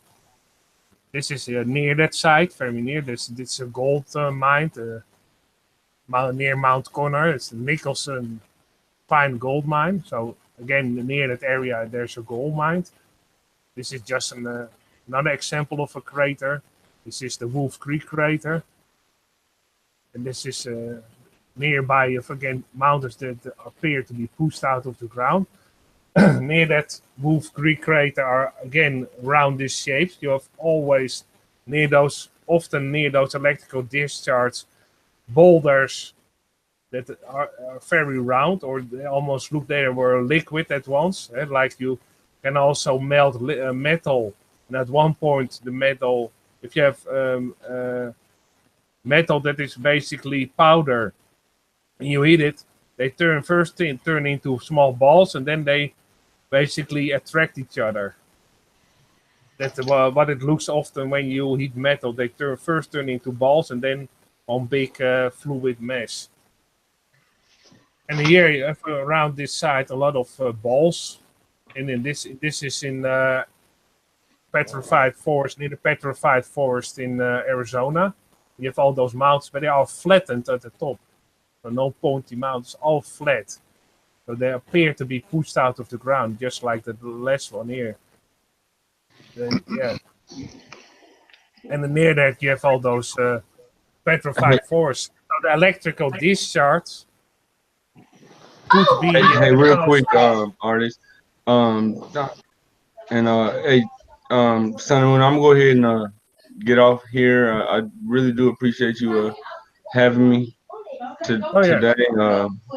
And I'm trying to join the next show. Thanks for being there, and we really like your new icon. Yeah. Well, thanks. It's a great icon, yeah. Great job. Thanks. I'm gonna try to make another meme. Thanks for being there, Have Joe. to make another one for me. Yeah. Yeah, I Well saw done. that parent make another one for me. Another. Actually, I got one. I got one. I can put in the back chat or whatever. I might use that one day. Mhm. It's funny. Hmm. Yeah, it's a oblique cemetery, and it got Neil deGrasse Tyson as the gatekeeper, dressed up in a Reaper costume or whatever, because that's exactly what he is, a gatekeeper. He withholds true information. So, but it got oblique cemetery. If everybody is basically just Walking Dead zombies. It's funny. It's like it tells 1,000 words just looking at the picture. Yeah, indeed, the picture tells 1,000 words. Also, I made some time ago. I also made a joke drawing. I hope you like this one. In a galaxy far, far into Photoshop. Yeah. What are you talking about, man? A satellite took that picture, man. Don't you be You giving made out wrong that information? me, Artie. Artie, she made that me. Huh? No, actually, that photograph you saw is from the NASA site. So it's actually on the NASA site. Oh, Joe's gone now. Yeah. Yeah, he said goodbye with this Yeah, he did. flat Earth sign. Yeah. It was great having him. Yeah, he always has a lot of great views on all kinds of topics. Yeah. Yeah, sometimes Don, I go and join Joe's channel when he's streaming. Okay. Speaking of the photos there, I was gonna say it Yeah. makes me think of the Mars rover that's been over there on Mars for what, 10+ years. Mhm. All we gotta do is ask NASA what batteries they used in that thing. Are on Earth for 10 years. Yeah. Yeah, they are great batteries indeed. Yeah. We have no battery technology They're that'll supposed last to that. be lithium, aren't they? No, not when that thing went out. I don't think lithium was even available yet. No. Well, Mars doesn't exist. Not like they tell us it does. I They've mean, never been to Mars. They've never had a rover on there. They've yeah. never even been to the moon. Just think, how long does a battery last in your car? You know, you might get 5 or 6 years out of a good battery. Oh, And this then thing's supposed to been in space for how many years? And it was probably some old lead acid based battery. yeah. I know how they did it. CGI. They just went out to the desert and changed the battery in it. Yeah. That's it, yeah. Yeah, I've even seen videos that actually the footage of Mars looks a lot like the footage of certain Salt Lake. part of the world. Yeah, Salt Lake. Yeah. We were looking at a salt lake last night. I said, Artis, it looks like Mars. Yeah. Yeah, there's a lot of actually places on the Earth that you can easily simulate a Mars mission. Yeah, Yeah, just put a red filter on the camera. and you're good to go. Well, you're going to learn now because you just bought a P900 camera, haven't you? Yeah, I've been meaning to get out and do some lake shots. I want to see if I can get any images of Canada from where I'm at. Oh yeah. How far away is Canada? Well, from Erie, where I'm close to, I think the closest point is like between 13 and 18 miles, and there's a long point where they have a. You're going to get that. Yeah. I want to see if I can see the lighthouse from Erie, from like the peninsula on Erie, where I live, Erie, Pennsylvania. By I should be able to see the lighthouse on Long Point in Canada. It's only like 13, 18 miles, and if I can see that, then it's flat. And also, does Lake Erie freeze over? So you can also do it at the winter time when it is frozen, maybe. Well, for the last few years, it hasn't froze over. Okay. But this year it might. We've got some early snow this year, and it was above freezing, so most everything we had from the other night has already begun melting. But it doesn't freeze over every year, but sometimes it does. But the problem I noticed when it does freeze over, lakeshore, because of the waves crashing in, you get this huge pile of chunks of ice, that could be 5, 10 feet high. Yeah. So you'd have to get out past that stuff in order to get a shot across the lake. Mm-hmm. Yeah. But I don't think it really froze over that much last year. Okay.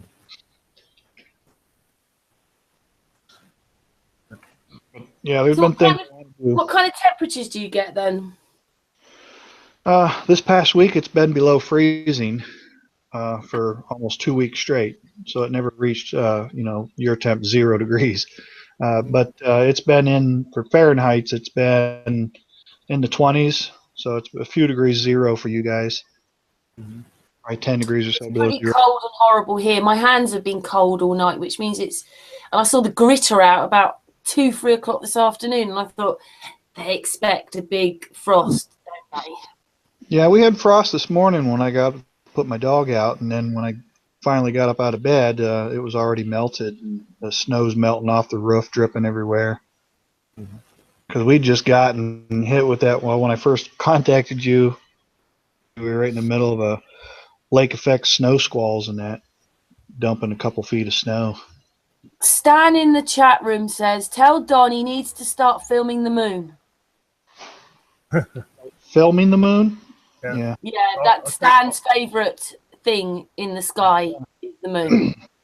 I got the P900 just in time to do the solar eclipse, but I didn't have time to get a filter. So I went on YouTube and looked and a filter out of Mylar film, which I had some Mylar. I use it for insulation on my coils for that Stan Meyers project. So it was one of those silver survival blankets. That's Mylar film. So I cut a chunk of that out and taped it onto some poster board and fit it around the end of the lens. And I went out and I was able to take images of the sun with this. And they come in looking, you don't get that color with the normal filter. So your friend that does those 360 camera, I had those images where he was asking for of the eclipse. Well, we didn't have full totality. It was like 80% here, but he was trying to see if the moon was physically there or not. And I thought, well, these pictures are a little different than everybody else's, that they're a gray color, they're not the red color, and it might be a little more useful to him if he wants them.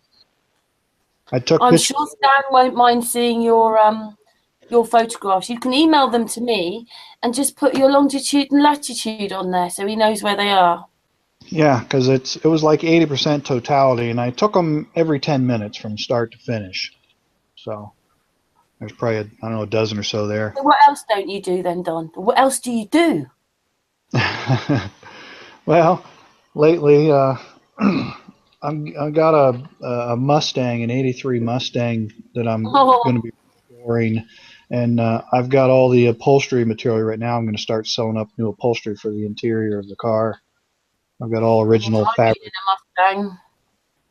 I went to America when I was sweet 16. My aunt lived in California, so San Jose. So I went to Santa Monica. The neighbors all had Mustangs and things. What year was that? Oh, 1979, a long time ago. Okay, that's the first year of this body style, the Mustang.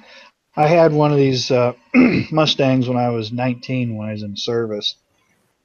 And after like 10 years, and he had it, and he just got rid of it about 3 years ago. So, and restore it back to original, and just use it for a summer cruiser. Have T-tops and everything. Take out and go to car cruisings with. So it's a full, basically frame up restoration. I'm going to be starting on that. You like a few projects on the go, don't you, Don? Yeah. Well, Lisa, I'm not starting on it per se, but in the wintertime, I can't work on the airplane because of the epoxy. I can't glue anything.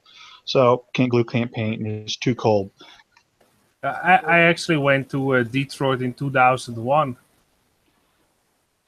Yeah, so, but I got the original fabric that Ford used on the cars originally. It's 30 some years old, and I bought all brand new fabric to reupholster all the seats. So I'll but once the plane's finished, then I'll go full head on with the car, and after we'll that, have to keep abreast of what you're doing now, won't we? Right, he's got it going. Right, he's flying. It's the films. Yeah, I'll have films up there once I get the airplane done. Yeah. I Yeah. actually have another YouTube channel just by Don Gable. Oh. A couple videos I started putting on there for Flat Earth, but they were one of them from flying in my little two-place ultralight. I did a 360 degrees so you can see the horizon. You know, it never changes; it just stays level and flat in a whole 360-degree turn. But I got like 3 videos I think on there. Don Gable with a Gabel. Yeah, I'm yeah. just That's where I in was the going to put. chat room. Hope Stan sees that. That's where I'm going to put my flat Earth research stuff when I get out with the P900. Maybe you can post a link to Karen that she can also put the link to that channel under this Hangout video. Yeah. Yeah, it's just a YouTube channel. YouTube, just look for Don. Don Gable. I put that on there. Okay. Spell it Gabel. Everybody likes to spell it LE instead of EL is all. Mm-hmm. I actually went to Detroit in 2001 when the city of Detroit had their 300-year anniversary.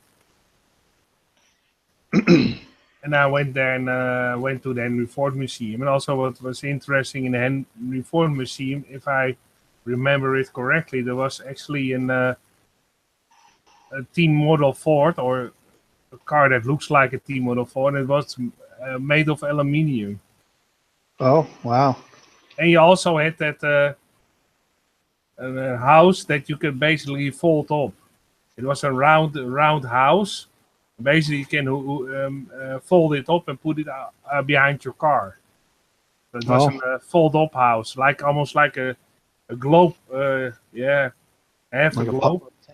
Yeah, almost like a pop-up tent. And I think they are restorating it this year. Doing some restoration. There was actually there was all kinds of mechanisms in that you had, and actually a rotating closet that you can hang your clothes, and then you can rotate it, and then it was on a rotating shelf basically, and they are restoring it now. And it was like a Lazy Susan, huh? Yeah.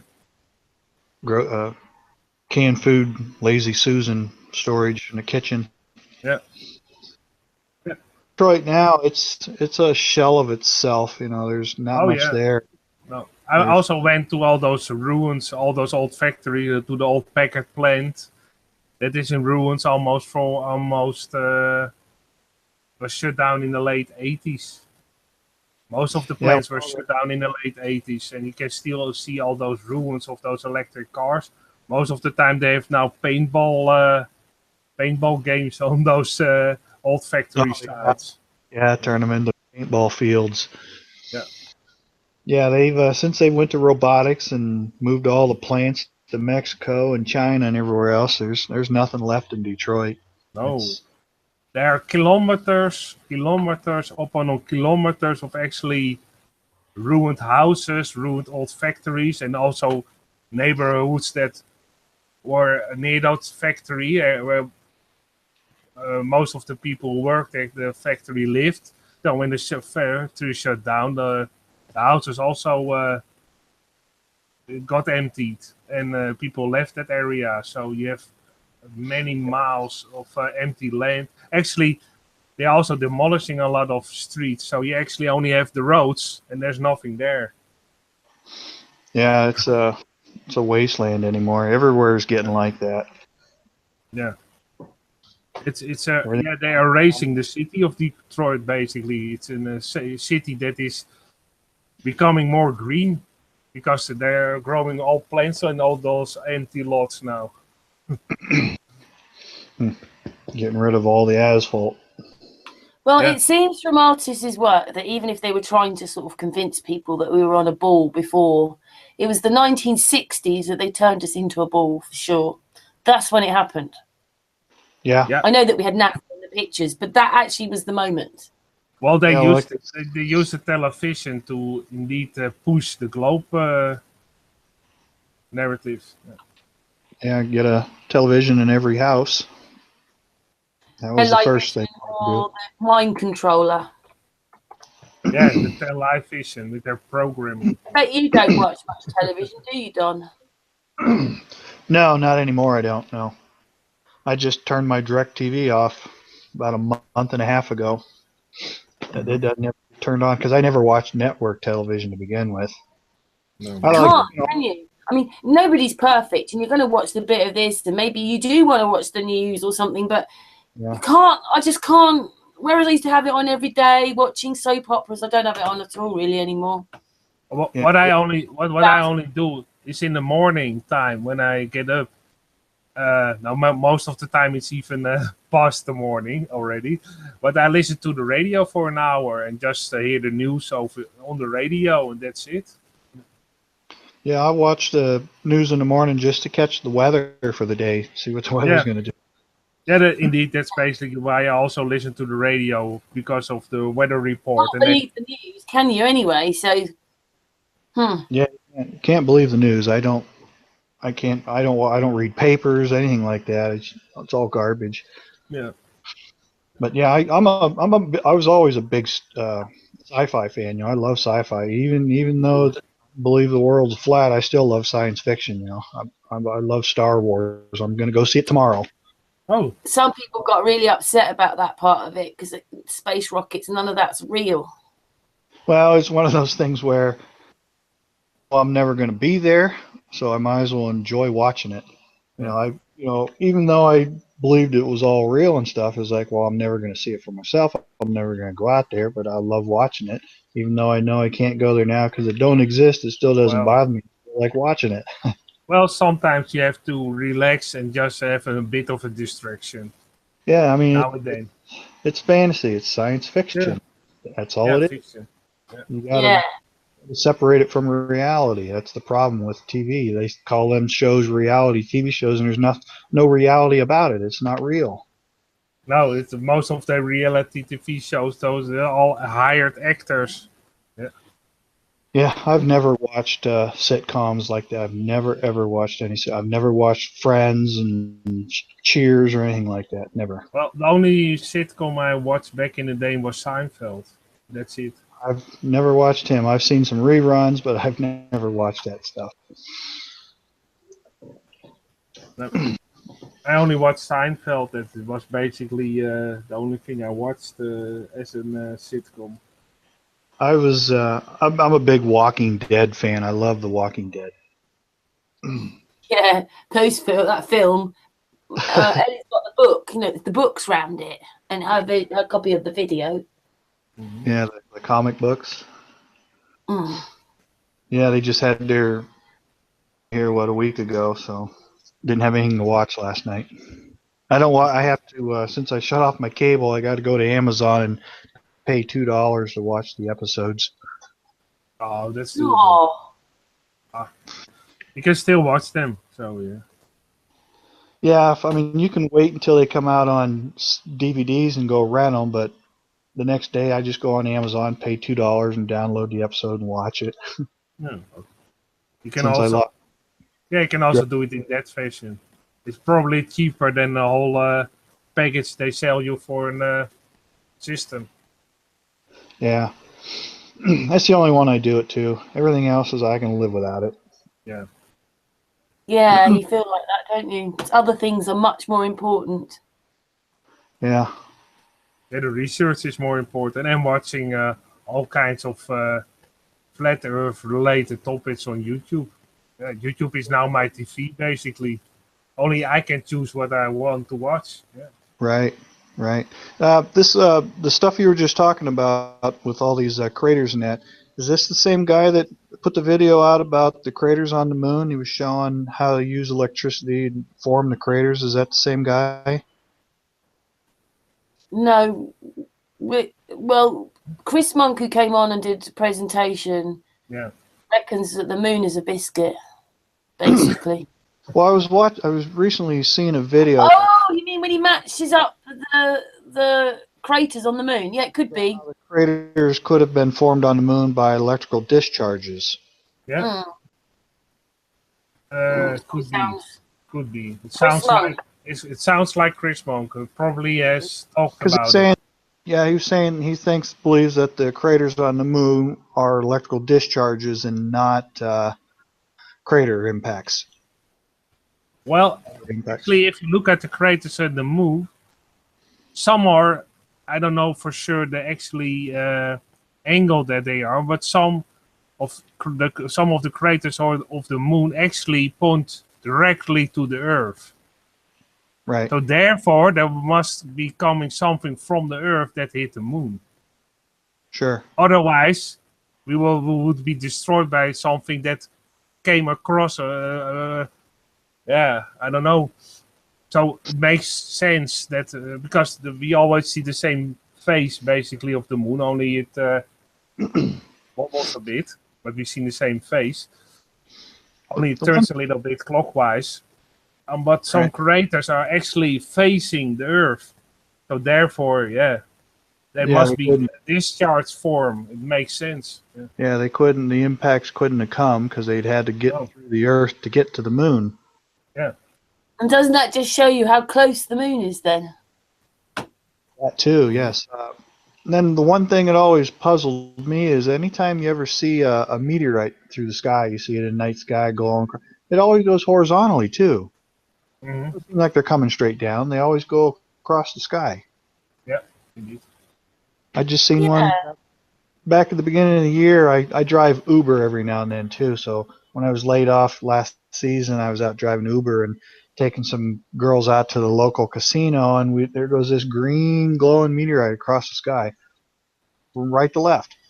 They never I hadn't thought about that. Yeah, they're not coming straight down either. They're always going across the sky. Yeah, they're always like they're going across the sky. I've never seen it. You always seem to be going horizontally, like the rockets, out into the ocean. Yeah, like the most of the rockets. they only oh my God, that really upset me when I realised that they, in a time lapse, you can see the rocket go up and then come down. Well, explode basically, explodes, and then the rest comes down. You can also see a lot of. Let's put all the politicians on a rocket if they think that those things go to the moon. Let's go on then, put them in one. Yeah, and what Musk just sent another load of supplies up yesterday or so. I saw one of the astronauts, one of the ones that looks like Methuselah. That one with her hair.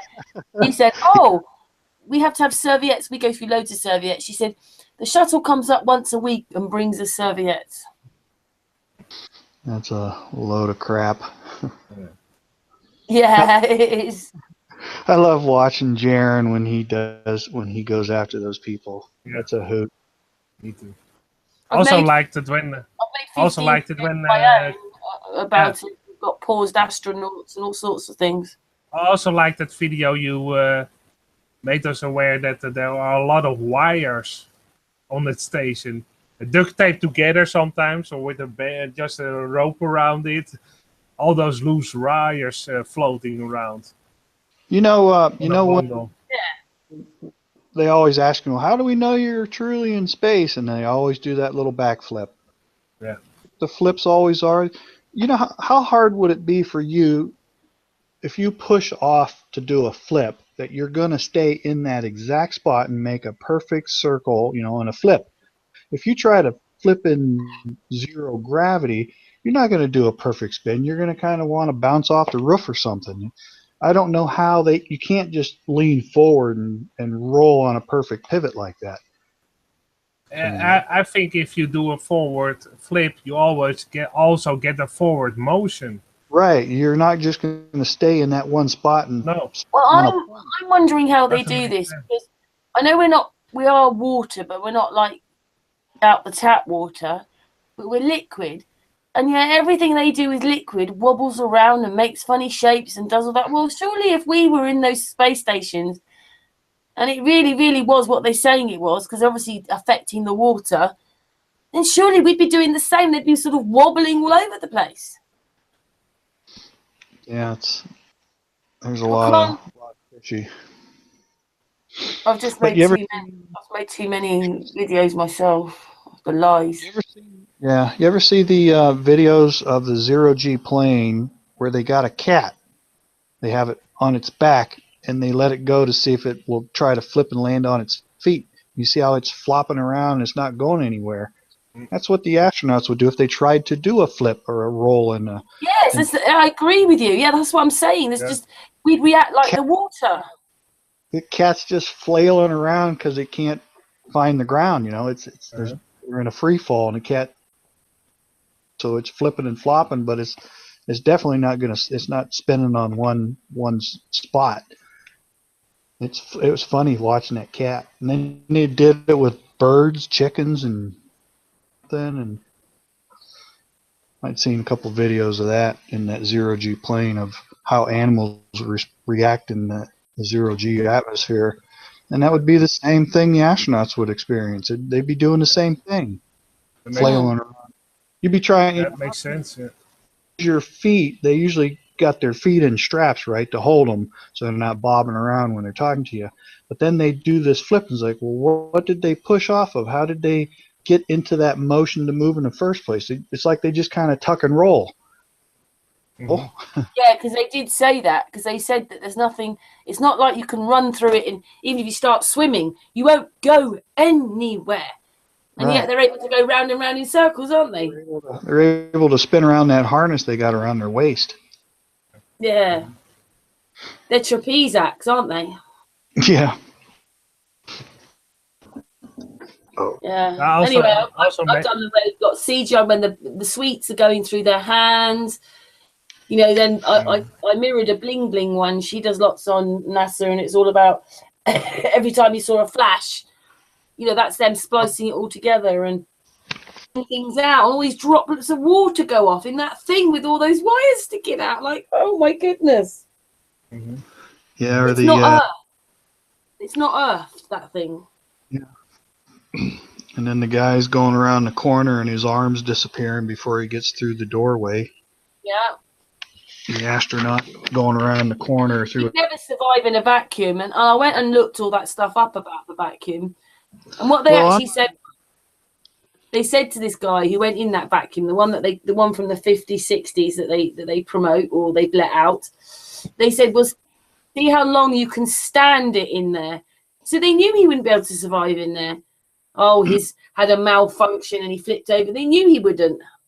Yeah. That's why they don't use it for simulating a vacuum in space. They use a swimming pool because they practically killed that astronaut. Yeah, but the really good thing is that last thing he remembered was the water on his tongue was starting to boil and he passed out. Yeah, but if you actually listen to the video, they say this one guy says to him, "We'll leave you in there to see how long you can stand it." Something like that. He says it's like, how could people think that they were testing out a proper working vacuum suit? Yeah, right. And then my first video I did, it's on my Dynodon64 YouTube there.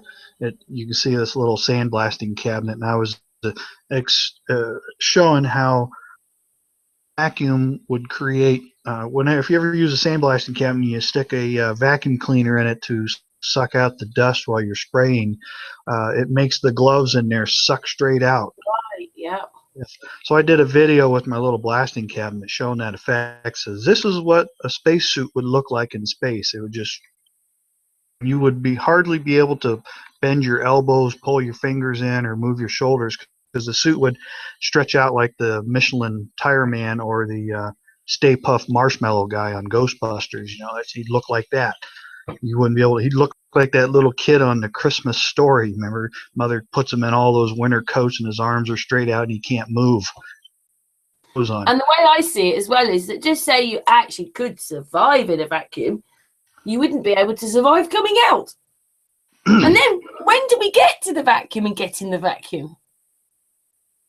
You're either in one or you're not. And then the other issue I see, the other problem I see is, all right, the atmosphere is tattooed to the planet, right? It spins with the planet. Okay, it's spinning 1,000+ mile an hour at the equator, but out at the edge of our atmosphere before you get into space, you're in space in the rocket or something, and you come back into the atmosphere, you're going to get hit with that 1,000+ mile an hour wind shear as soon as you cross over that threshold. You know, there's nothing moving in space, but as soon as you hit the atmosphere, which is spinning with the space, you should get slammed with what we call wind shear and flying.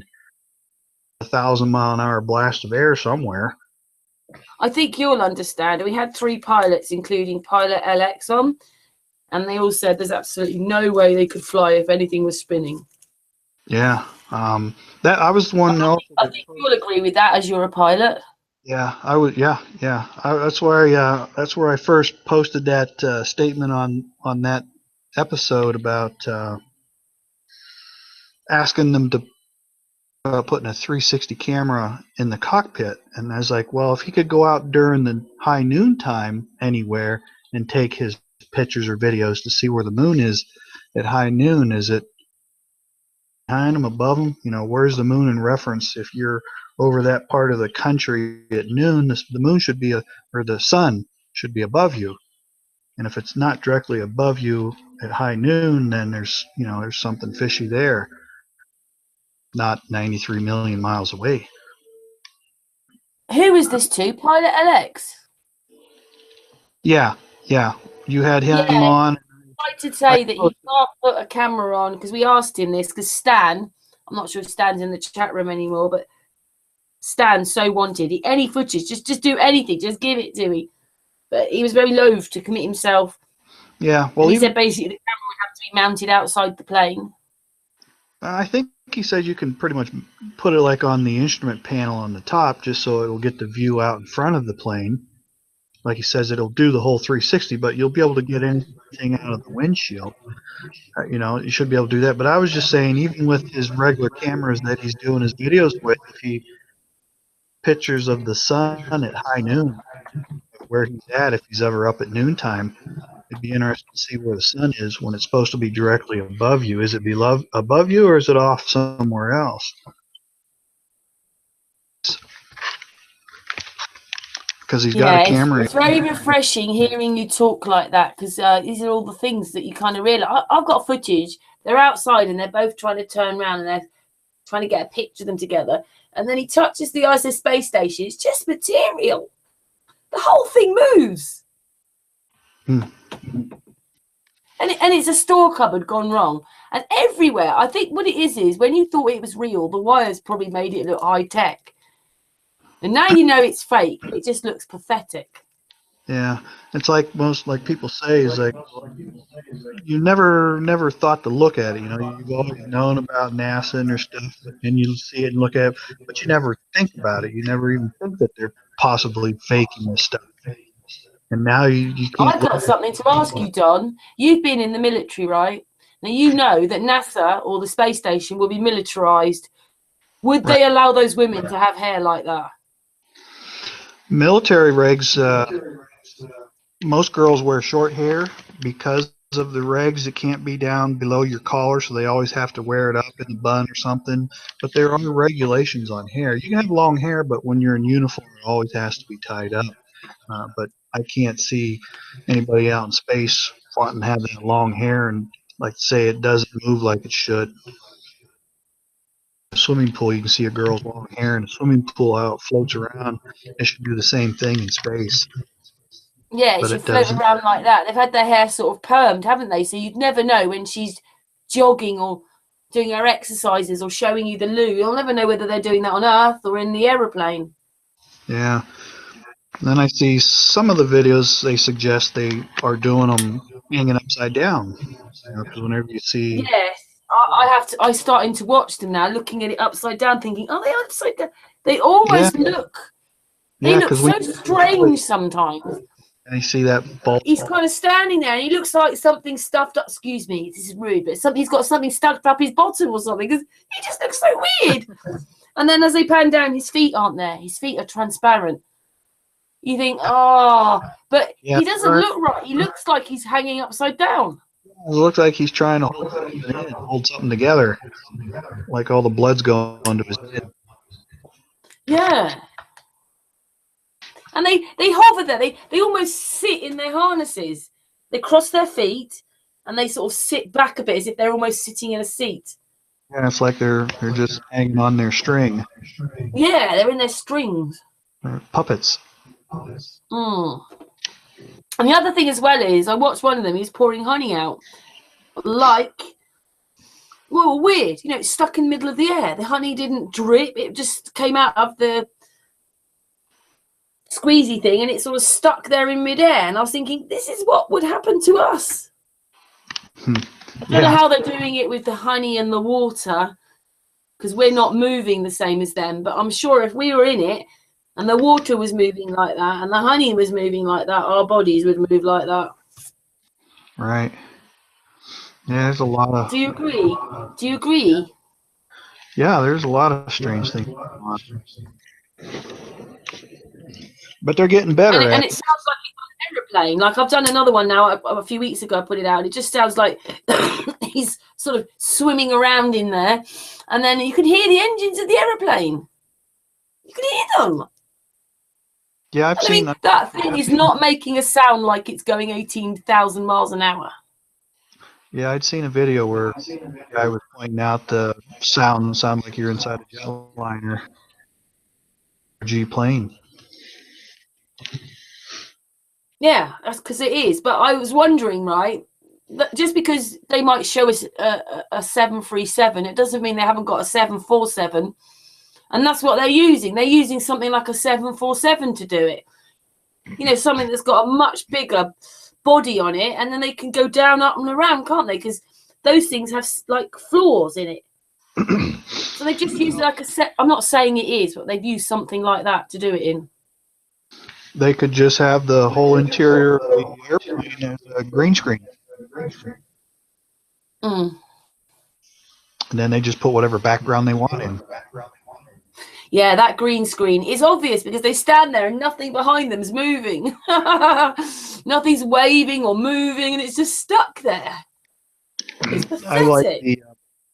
I like the point that someone made that, you know, what engineer would build something like that space station with all the wires hanging out like that. OSHA would have a field day with that. Can you imagine it? Whoops! I've tripped over and I've pulled the main wire out. We're going down. And also there's millions of wires on the outside. Who would put them on the outside? That's where Jaron always goes after him. Says, why would they put something put the film canisters on the outside of the plane? He says, would you put the film canisters on the outside of a submarine where you'd have to go out of the sub to recover the film and come back in? It was somebody like Jay Dreamers. I forgot to ask him that, but he's done so many videos, he's probably forgotten. But someone noticed they've put this kind of balloon outside the space station. How would that work in a vacuum? Well, a balloon is you just put a little pressure in it, and the vacuum will suck the pressure out. You know, like your balloon. It's part of the ISS space station. They use it. They're in it, but it's a balloon. Yeah, it's just a pop-out tent on the outside of the space station. But yeah, it'll pressurize from the interior pressure, but up to the vacuum of space. Never. What I suggest people do is they go and pick Bowen outside. The first trip outside is with someone else, but it's Bowen's, Bowen's first. What do you call it? It's not a walk, is it? Space, whatever it is. And I think it's a couple of hours long. Just look through that and look at it again. You can see flippers. You can see extra torches. You can see paused astronauts. You can see they touched the material ISS space station's material. There's also stickers on the outside. They put big stickers, and you can see one of the stickers. The edge of it is just peeling away a bit. And you think, yeah, right. Yeah, right, there's a sticker on the outside. All they got to start doing now is putting advertisements up there for like Kentucky Fried Chicken and Pizza Hut and the Golden Arches and McDonald's. They put on the outside of that. You know, was it the human burgers?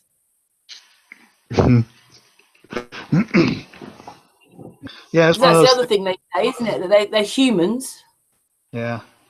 And it made me think of that movie Soylent Green. Yeah. You actually know that movie? That was a movie that actually all the animals died on the planet, and the people were actually eating humans, but nobody told them. They were telling everybody it was some kind of meat substitute. And in the movie Silent Green, at the end, somebody starts investigating, and then at the end, he sees that actually the food that everybody's eating is made of humans. Great. Soylent Never Green. Never seen it? Soylent Green. It's an old movie, 60s. Maybe, I think 70s, 60s. Surprised Hollywood hasn't done a remake of it yet. Soylent Green. Anyway, I can actually... How can water be representative of a vacuum? They're completely different things. And then we've got the bubbles. I don't know how water would react in a vacuum. It would disintegrate. It would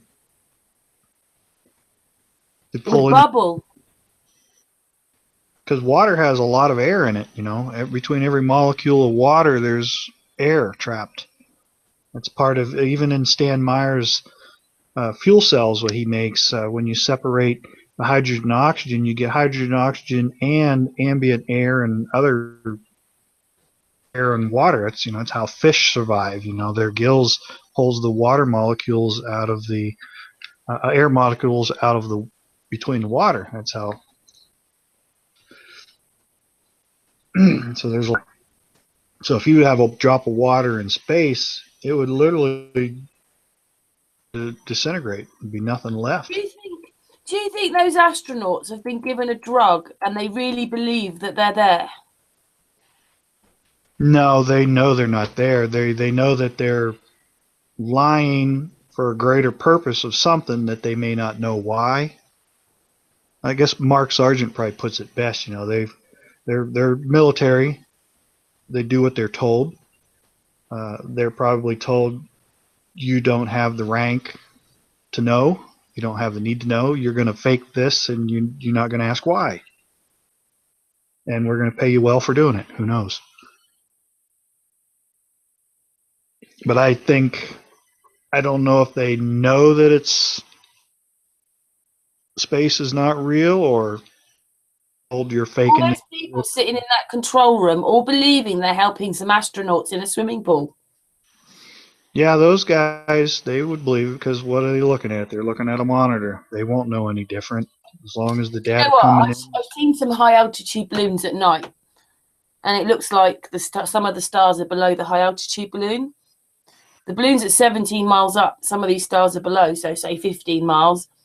You've got those great big observatories with those great big telescopes in them, and they're telling you they're light years away. It's yeah, right. They're miles away. Yeah. That's like the moon's supposed to be 238,000 miles away, but with your eye, you can see the craters on the moon. Probably, what is it, 238? Take the naught off. It's 23 miles away. Oh, yeah. That and then that and then being able to see, well, even if the moon's 2,000 miles across, you couldn't see that. Look at the images from the International Space Station. You look down, you can't see detail like that at 250 miles, 138,000 miles away, Yeah. and you can see better And detail. yet, when you're standing here and you look up, you can see the craters with your naked eye. Yeah, but you can't see any definition or detail on the ground from the space station. Not like that. Once I caught them using, because obviously Chris Monk says it's a bit like a biscuit. They were using a biscuit disc thing. Also, the way they show you the moon rises and that, it's just ridiculous. There's just no way it would look like that on there. Anyway, They actually caught one with the zigzag going up, and the moon was zigzagging, and FPVs wondered about what that means. In his own work, and you're just thinking, just the whole thing is just a joke. Those wires get me. Those wires. Yeah, it's pretty obvious. Well, I think I'm probably going to have to go, and I've got the internet. I've turned off the Wi-Fi, so the wife hasn't been able to get on the internet since she's been home. Oh. She's dying to get on the internet. Well, I really enjoyed talking about the NASA bit, because obviously, that thing needs to be closed down. They could feed the world with it. They could do, well, you know what they're doing with that money, creating all the fake wars and lies and everything. But I'll be willing to bet that a lot of that money that goes to them is funneled out somewhere else. I doubt that they're Fake spending. wars? Probably No. to look after all the bases around the world. No, it's probably covert co-ops, secret projects, military projects. They're probably funneling the money somewhere else. It's probably not all being used at NASA. Yeah, FPV's work shows Yeah. that basically the sun and the moon are working from the land. There's a grid system underground, and this is how they're working. And the reason they're putting the chemtrails up is they're looking for the halos. They're looking to see. It's not something we could actually see with our naked eye, but the halos are there. And the barium causes these fake sun dogs, which is then a halo. And all they're doing is they want to back manufacture it, engineer it. And this is what FPV, and he's done masses of work. Maybe we can show you a bit of that next time. But and then, like Stan's work, no matter how he does it, the sun or the moon's coming out of the ground and it goes into the ground in your perspective bubble. They're just not telling the truth on nothing. I had heard a while ago when I was researching Stan Meyers stuff that NASA was using his technology on the space station for water on the space station. That was 10 years ago. Yeah, right. Of course they were. In their dreams. Yeah. So. Oh, well, we've got masses to talk about on another hangout then, because, NASA's always a good subject to talk about, because we all know that that's fake for sure. It's been a real pleasure, Don, and big flat earth hugs to you and your family, and greetings. I can't say Merry Christmas anymore when you learn what Christmas is about, but greetings. Sure. And after Christmas, I'll ask you to come back. No problem. Appreciate you guys having me. It's always nice to be on something as big as you guys. Like I said, I met Jaron and them all down at the conference, and Jaron's been trying to do that laser test, and he was going to do all the polls and posts. I was the one that told him to get rid of all that junk and just do what he was doing. So the idea he was doing with the test he got from me, I gave him that idea. So I'm following him. I got to meet him and tell him, and he goes, "Oh, okay, yeah, all right." He said, "Yeah, that was a way better idea than I had." So glad to help out. And that's cool. That's great that you have a conference that you can exchange information and help each other. Yeah, that's the goal. Yep. Get it out to the masses.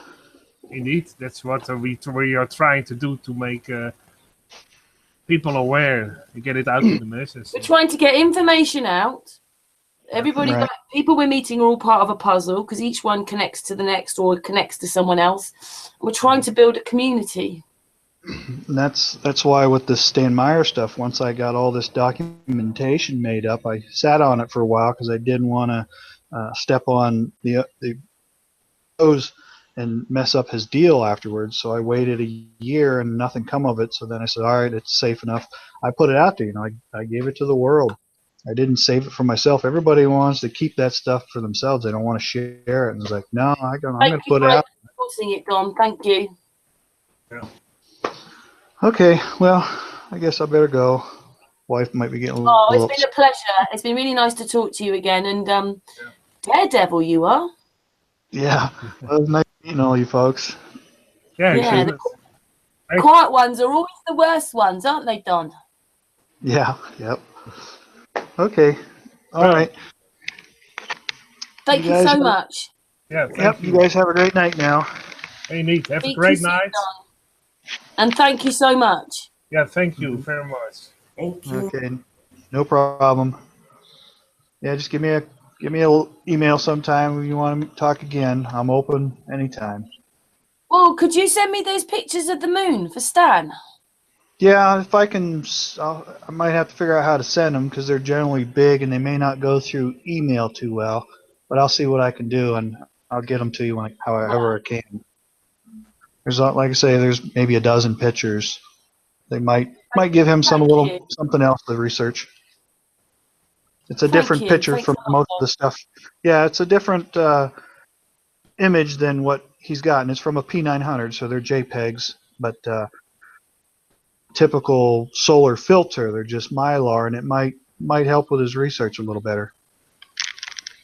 Oh, comments in the chat room, Don. Stan says, nice one, Don. And Mark says, top class, Don. Thanks a bunch. Well, thanks a lot. Oh, sorry. And the best says, thanks, Don. All right. Like I say, I appreciate the time. We appreciate yours too. Mm-hmm. All right, guys. Good night then. Good night. No. Thank you. No problem. Thanks, Don. Ooh, that was brilliant. Can I just say we've been going 4 hours now and it's 1:30 in the morning and I've got a really long day tomorrow. Do you mind if we actually end the hangout, guys? Yeah, it's fine with me. Hey, shout out to Glass Dojo for Parents. He also says thanks, Don. Flat Accord. Who else? There's Pete. There's P900, Sandra. Anyway, an FPV on Joey, I can see in the chat room. We're back tomorrow about 9 o'clock. So we'll see you tomorrow. Thanks to everybody and listening, watching. The guests. Don was lovely. Artists, Patricia, you did. Who else was on? Oh, yeah, Joe and also Flat Trotters. Thank you very much. Bye, everybody. Flat Earth hugs to everybody. Bye. Bye. Good night.